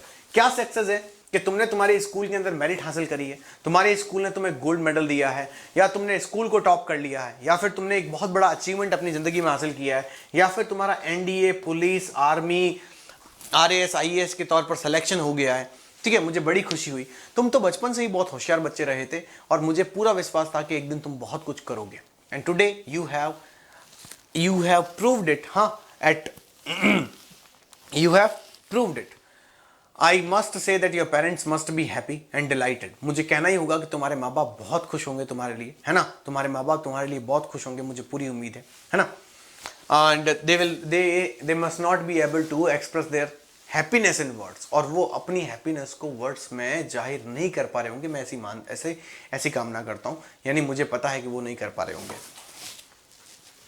हाँ, it is indeed an big achievement, a big achievement, ये मानना पड़ेगा कि बहुत बड़ा अचीवमेंट है आपकी लाइफ का, है नहीं, आपको मानना पड़ेगा कि आपकी जिंदगी का ये बहुत बड़ा अचीवमेंट है, ठीक है, क्या है, बहुत बड़ा अचीवमेंट है, ये मानना पड़ेगा, हम ये बात कह रहे हैं, ठीक है, तो ये बहुत बड़ा अचीवमेंट है, इस बात में कोई शक नहीं है, एंड आपके उज्जवल भविष्य की मैं कामना करता हूँ। बहुत बहुत धन्यवाद। Convey my best regards to your parents and love ones, या विद बेस्ट रिगार्ड्स लिख के खत्म कर सकते हैं, योर्स लविंग लिख के काम खत्म हो जाएगा। इस तरीके से हर कोई क्वेश्चन करना है। जैसे मान लो बैड कंपनी आ गया, तो क्या लिखेंगे, I am Helen hearty and I hope you will also be happy there. I got to know कि तुम्हारे अगले महीने एग्जाम है, मुझे पता चला है कि तुम्हारे अगले महीने क्या है, एग्जाम है। दीज आर क्रूशियल डेज, हाँ, in order to prepare yourself for the annual exam, आपको अपने एग्जाम के लिए तैयार करना है ना, आपको अपने एग्जाम के लिए तैयार करना है, उसके लिए तो क्रूशियल डे है। तो first of all what you need to do, तुम्हें क्या करने की आवश्यकता है, you need to leave your bad company, अपनी बुरी संगत छोड़ दो बेटा, है ना, and try to make a time table and try to follow it strictly.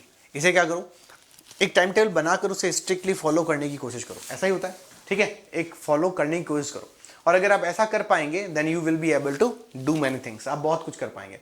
Your time table will give you chance और enough chances to secure good marks, ठीक है, अच्छे मार्क्स लाने में तुम्हारी मदद होगी। इस तरह से करना है। स्टडी हार्ड कैसे करते हैं, वही टाइम टेबल बनाना है। प्रिपेयर कैसे करते हैं, वही टाइम टेबल बनाना है।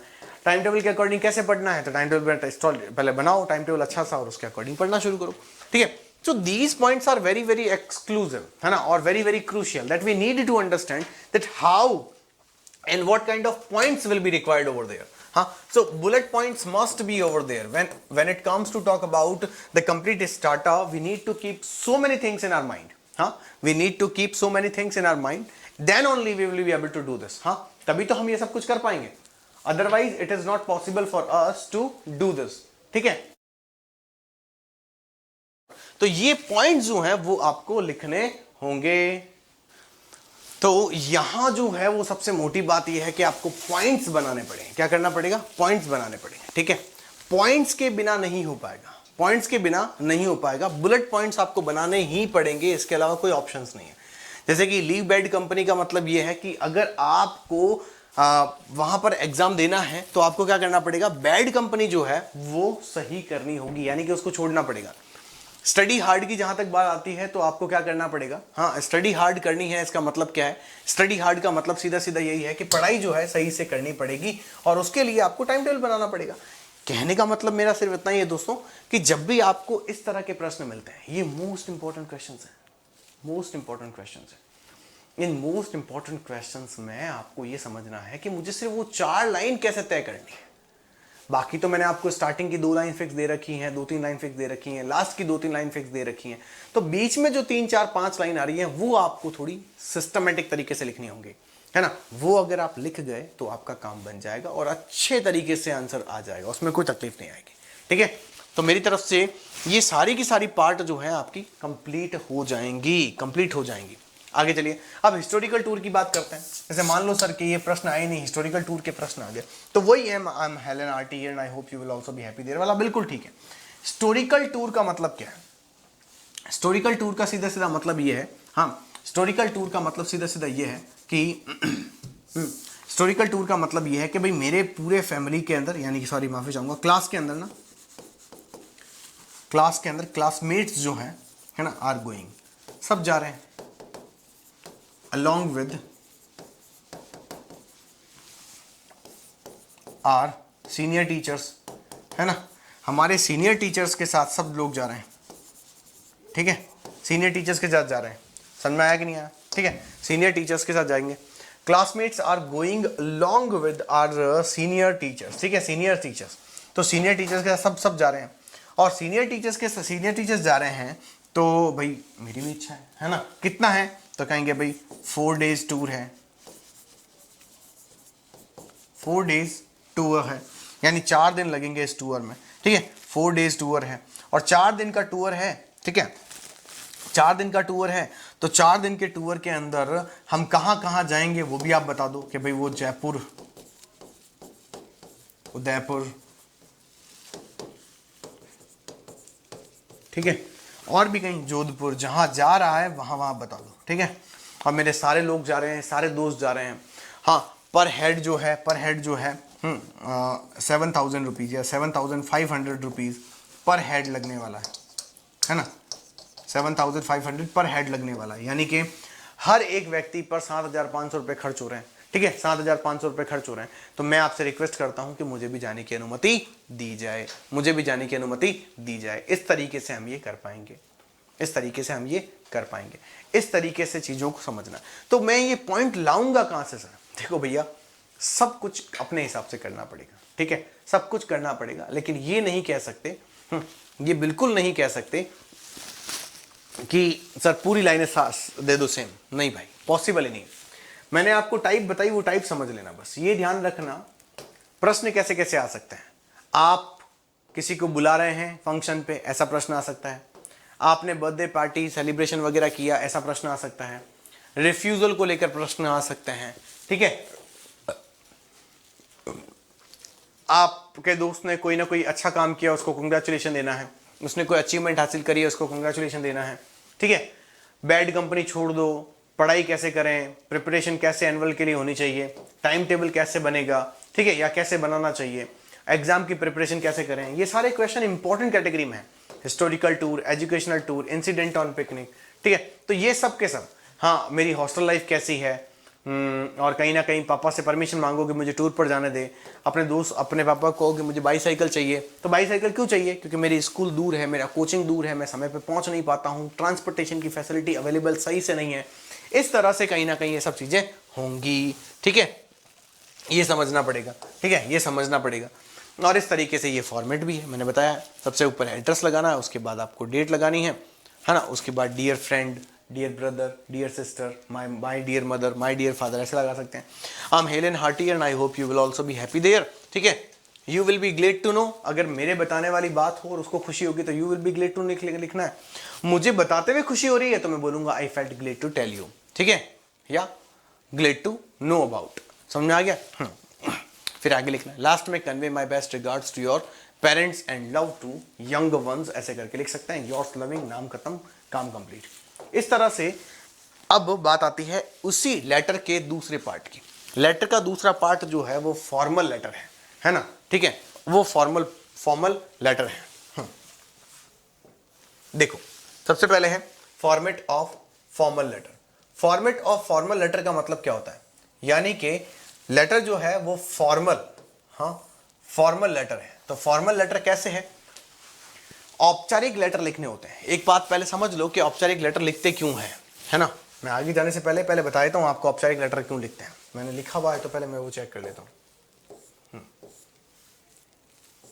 नहीं लिखा हुआ है तो एक काम करते हैं, पहले समझाता हूं। देखो जब कभी भी आप फॉर्मल लेटर की बात करते हैं, है ना, किसकी बात करते हैं?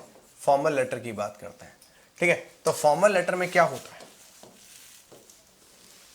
फॉर्मल लेटर किसको लिखते हैं पहले तो ये समझो। देखो मेरे भाई, फॉर्मल लेटर आपके स्कूल बेस्ड लिखे जाते हैं। जैसे कि मान लो आपके स्कूल के अंदर कोई स्कूल में क्लासेस की व्यवस्था सही नहीं हो रही है, कोर्स पेंडिंग पड़ा है ना, हाँ पार्किंग एरिया नहीं है, तो स्कूल बेस्ड जो क्वेश्चन होते हैं वो फॉर्मल में आते हैं। मान लो किसी डिपार्टमेंट को आपको क्या करना है, लेटर लिखना है। डिपार्टमेंट का मतलब जैसे मान लो म्युनिसिपल डिपार्टमेंट को आपको क्या करना है, हाँ तो उसे डिपार्टमेंटल लेटर कहते हैं।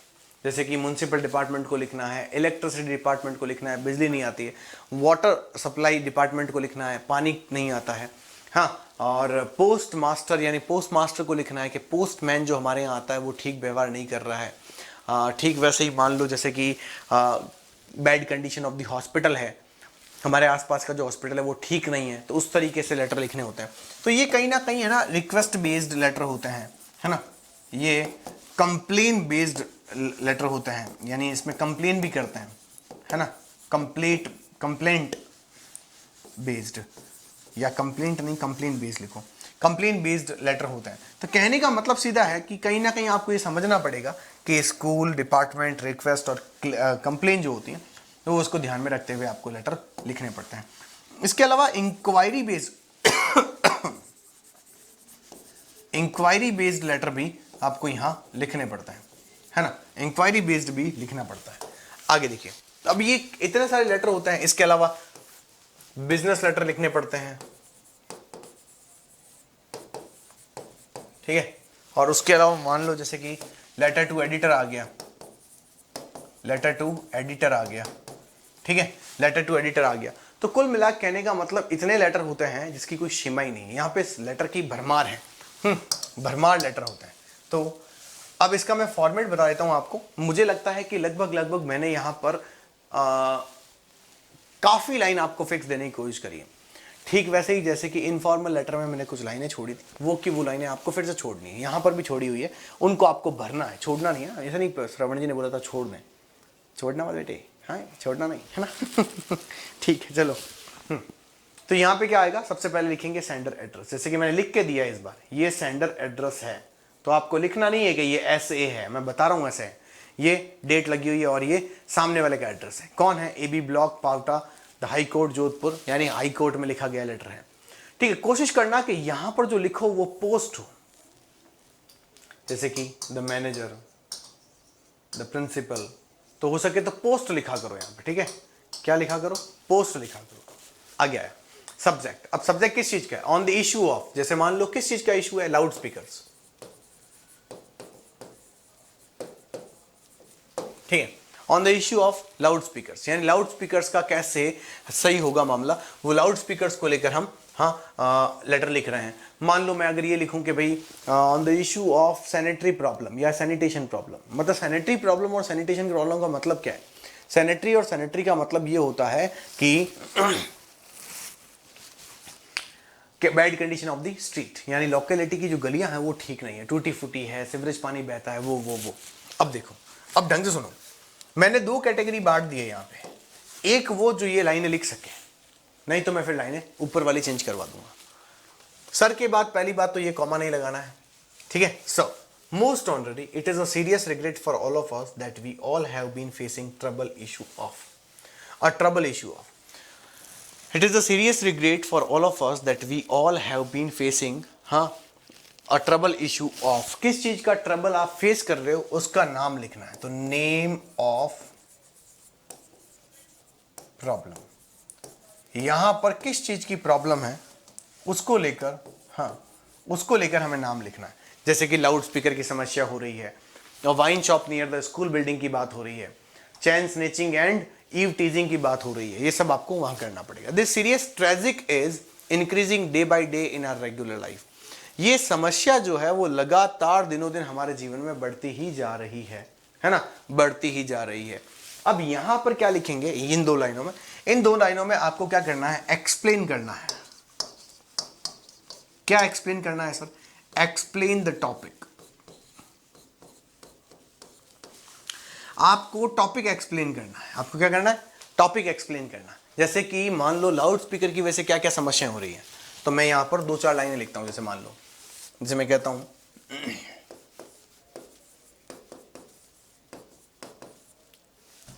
द पीपल की जगह लिखो some people.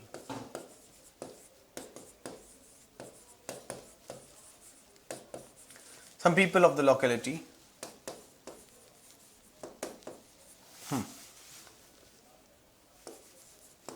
use loudspeakers,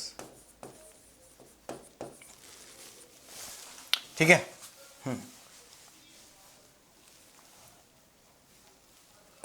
in the name of, in the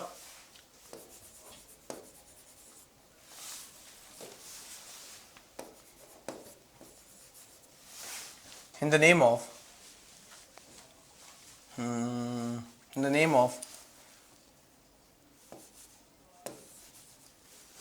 of festivals and God।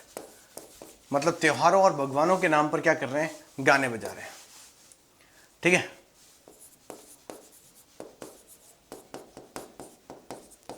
Senior citizens and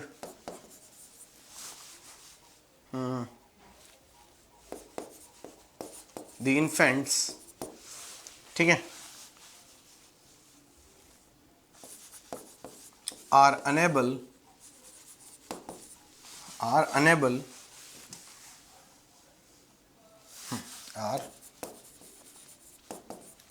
to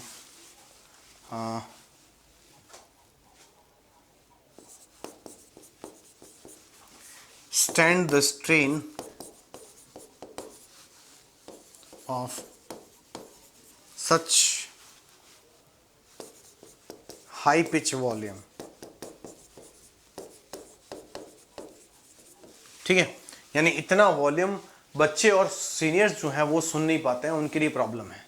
इसके अलावा स्टूडेंट्स पढ़ नहीं पा रहे हैं। The students are also unable to pay their attention the students are unable to pay their attention in their studies, ठीक है। वो अपनी पढ़ाई में ध्यान नहीं दे पा रहे हैं, ठीक है, दे पा रहे हैं। It has become a serious trouble, ये हमारे लिए बहुत बड़ा ट्रबल बन गया है इन आर रेगुलर लाइफ, हमारी डे टू डे लाइफ में। वी हैव कंप्लेंट ऑफन, हमने कई बार कंप्लेन करी है, but got no response from the concern authority, लेकिन हमें कंसर्न अथॉरिटी से कभी कोई सही जवाब नहीं मिला है। So you are heartily requested to make a strict action against it to mend the situation as soon as possible for the welfare of, ये वेलफेयर जो है वो किसका होगा, ऑफ सिटीजन का होगा, ठीक है। तो सिटीजन लिख दो।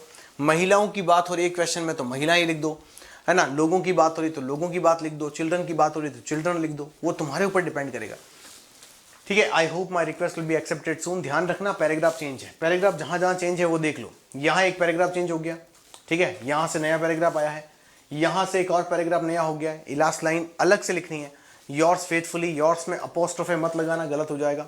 योर्स फेथफुली, फेथफुली की जगह ट्रूली एक अच्छा शब्द है मेरे हिसाब से, वो लगाएंगे। ठीक है, यहां पर लिख देंगे नाम, जैसे कि मैंने लिख दिया रमन, रमन शर्मा। ठीक है, रमन शर्मा, इस तरह से हो जाता, काम कंप्लीट। अब मेरी अच्छे से बात सुनो, अब ये डिपेंड करता है कि प्रश्न आएगा कैसे। जरूरी नहीं है कि ये ही लाइनें लिखनी है, तो मैंने आपको एग्जाम्पल के लिए लिखाई है। मान लो कि यहां पर मान लो कि कोई दूसरा प्रश्न आ गया, दूसरे प्रश्न की लाइन लिखनी पड़ेगी, है ना। वो लाइनें डिपेंड करती है मेरे दोस्त, ध्यान रखना। आगे आता है, आगे ईमेल आ गया। अब ईमेल में क्या करना है, ईमेल के अंदर बेटा दो तरह की अलग अलग लाइनें होती हैं। अगर पर्सनल लेटर है तो आई एम हेलन हार्टी वाली लाइन लिख दोगे, ठीक है, ठीक है। लेकिन अगर मान लो ऑफिशियल है तो ऑफिशियल में वो की वो लाइन लिख देना जो अभी अभी यहां लिखी है, ये वाली, most honourable it is a serious regret for all of us that we have been facing the same trouble वाली। ठीक है, ये लाइन आप यहां लिख सकते हो। अब ये लाइन तो किसके लिए है, ये तो है पर्सनल लेटर के लिए। अब मान लो पर्सनल की जगह क्या आ जाए, ऑफिशियल लेटर आ जाएगा, तो ऑफिशियल में क्या लिखना है, फॉर्मल लाइंस। फॉर्मल लाइंस का मतलब है फॉर्मल में लिखी गई लाइंस लिखनी है, ठीक है। या फिर इस जगह पर कुछ ना कुछ लिखना है, जैसे कि मान लो प्रश्न आ गया, हाँ, कि आपकी स्कूल के अंदर पार्किंग एरिया है ही नहीं, है ना, पार्किंग एरिया नहीं है। अब स्कूल में पार्किंग एरिया नहीं है तो क्या करेंगे, कुछ नहीं करना भैया, पार्किंग एरिया शुरू करवाइए। तो अब यहाँ क्या लिखोगे, मोस्ट ऑनररी, ये डियर की जगह सर और मैडम लिखना पड़ेगा, ठीक है। Most honorary, it is a very serious regret for all of us that we have been facing for a long time is that the improper service या facility, है ना, या availability of parking area in our school. हमारे school के अंदर parking area नहीं है। अब उसमें क्या करेंगे, in the absence of this parking area we all have to keep our vehicle out of the school boundary. As a result, quite often it has seen that our vehicle get lost. हमारे vehicle जो होते हैं get lost हो जाते हैं, मतलब गुम जाते हैं, ठीक है, गुम जाते हैं। Not only students but also the staff of the school have to do this. सिर्फ स्टूडेंट्स को नहीं, हाँ, इनको भी ये करना पड़ता है, स्टाफ को भी। So you are humbly requested कि आप एक एरिया जो है पार्किंग एरिया के लिए सही से अलॉट करवाएं। आपसे हाथ जोड़कर विनती है, ऐसा करके आप करवा सकते हैं। Convey my best regards to your parents and love to young ones, ये नहीं लिखेंगे, है ना। ये पूरा फॉर्मेट जो है ये वाला, ये पूरा का पूरा ये लिखना पड़ेगा फिर आपको, ये वाला। It has become a serious trouble in our regular life, ठीक है, ऐसे बदलना है। जैसे इन आवर स्कूल हो जाएगा, रेगुलर लाइफ की जगह हो जाएगा स्कूल लाइफ, ठीक है। हमने बहुत बार कंप्लेन करी लेकिन हुआ कुछ नहीं। आप स्ट्रिक्ट एक्शन लीजिए ताकि स्कूल के स्टाफ और स्टूडेंट्स की व्हीकल को सेफ रखा जा सके। ऐसे करके लाइनें चेंज करनी है और ये सेम की सेम लाइनें यहाँ पटकनी है। किसमें, ईमेल में। समझ में आ गया, जैसे कि ये लिखा हुआ, ये ईमेल जो है आपका, ये एडिटर वाला ईमेल है। एडिटर में बेटा, एडिटर क्या होता है पहले ये समझ लो। देखो, एडिटर जो होता है वो क्या होता है,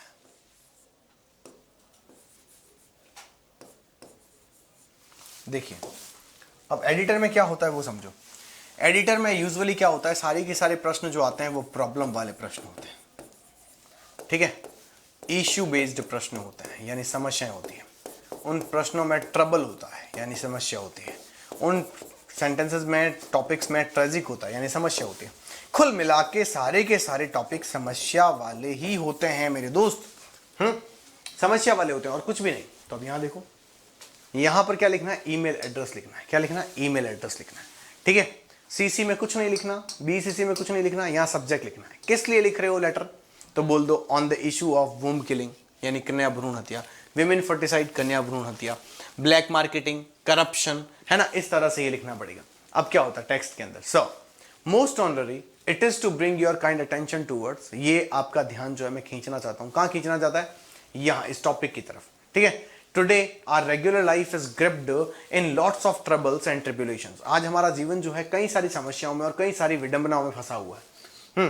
और ये भाई साहब जो है, टॉपिक का नाम वापस लिखना है, is one of them. क्या है, ये उनमें से एक है। Our society has आएगा, यहाँ has लिखना। Our society has become serious victim of this diverse situation. हमारी सोसाइटी यानी समाज जो है इस समस्या का बहुत बुरी तरह से शिकार बन चुका है। अब यहां पर उस टॉपिक को थोड़ा क्या करना है, एक्सप्लेन करना है कि आखिर वो टॉपिक है क्या। 1 2 3 लाइन लिख देना, ज्यादा लिखने की जरूरत नहीं, 2 3 लाइन तो लिखनी ही पड़ेगी। Some irresponsible people are the main cause of its consistent growth, यानी इसके लगातार बढ़ने का मोटा कारण यही है।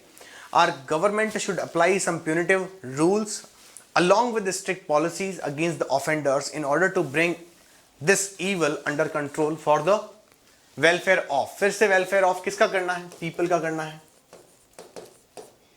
women का करना है, society का करना है, children का करना है, ये टॉपिक पर डिपेंड करेगा।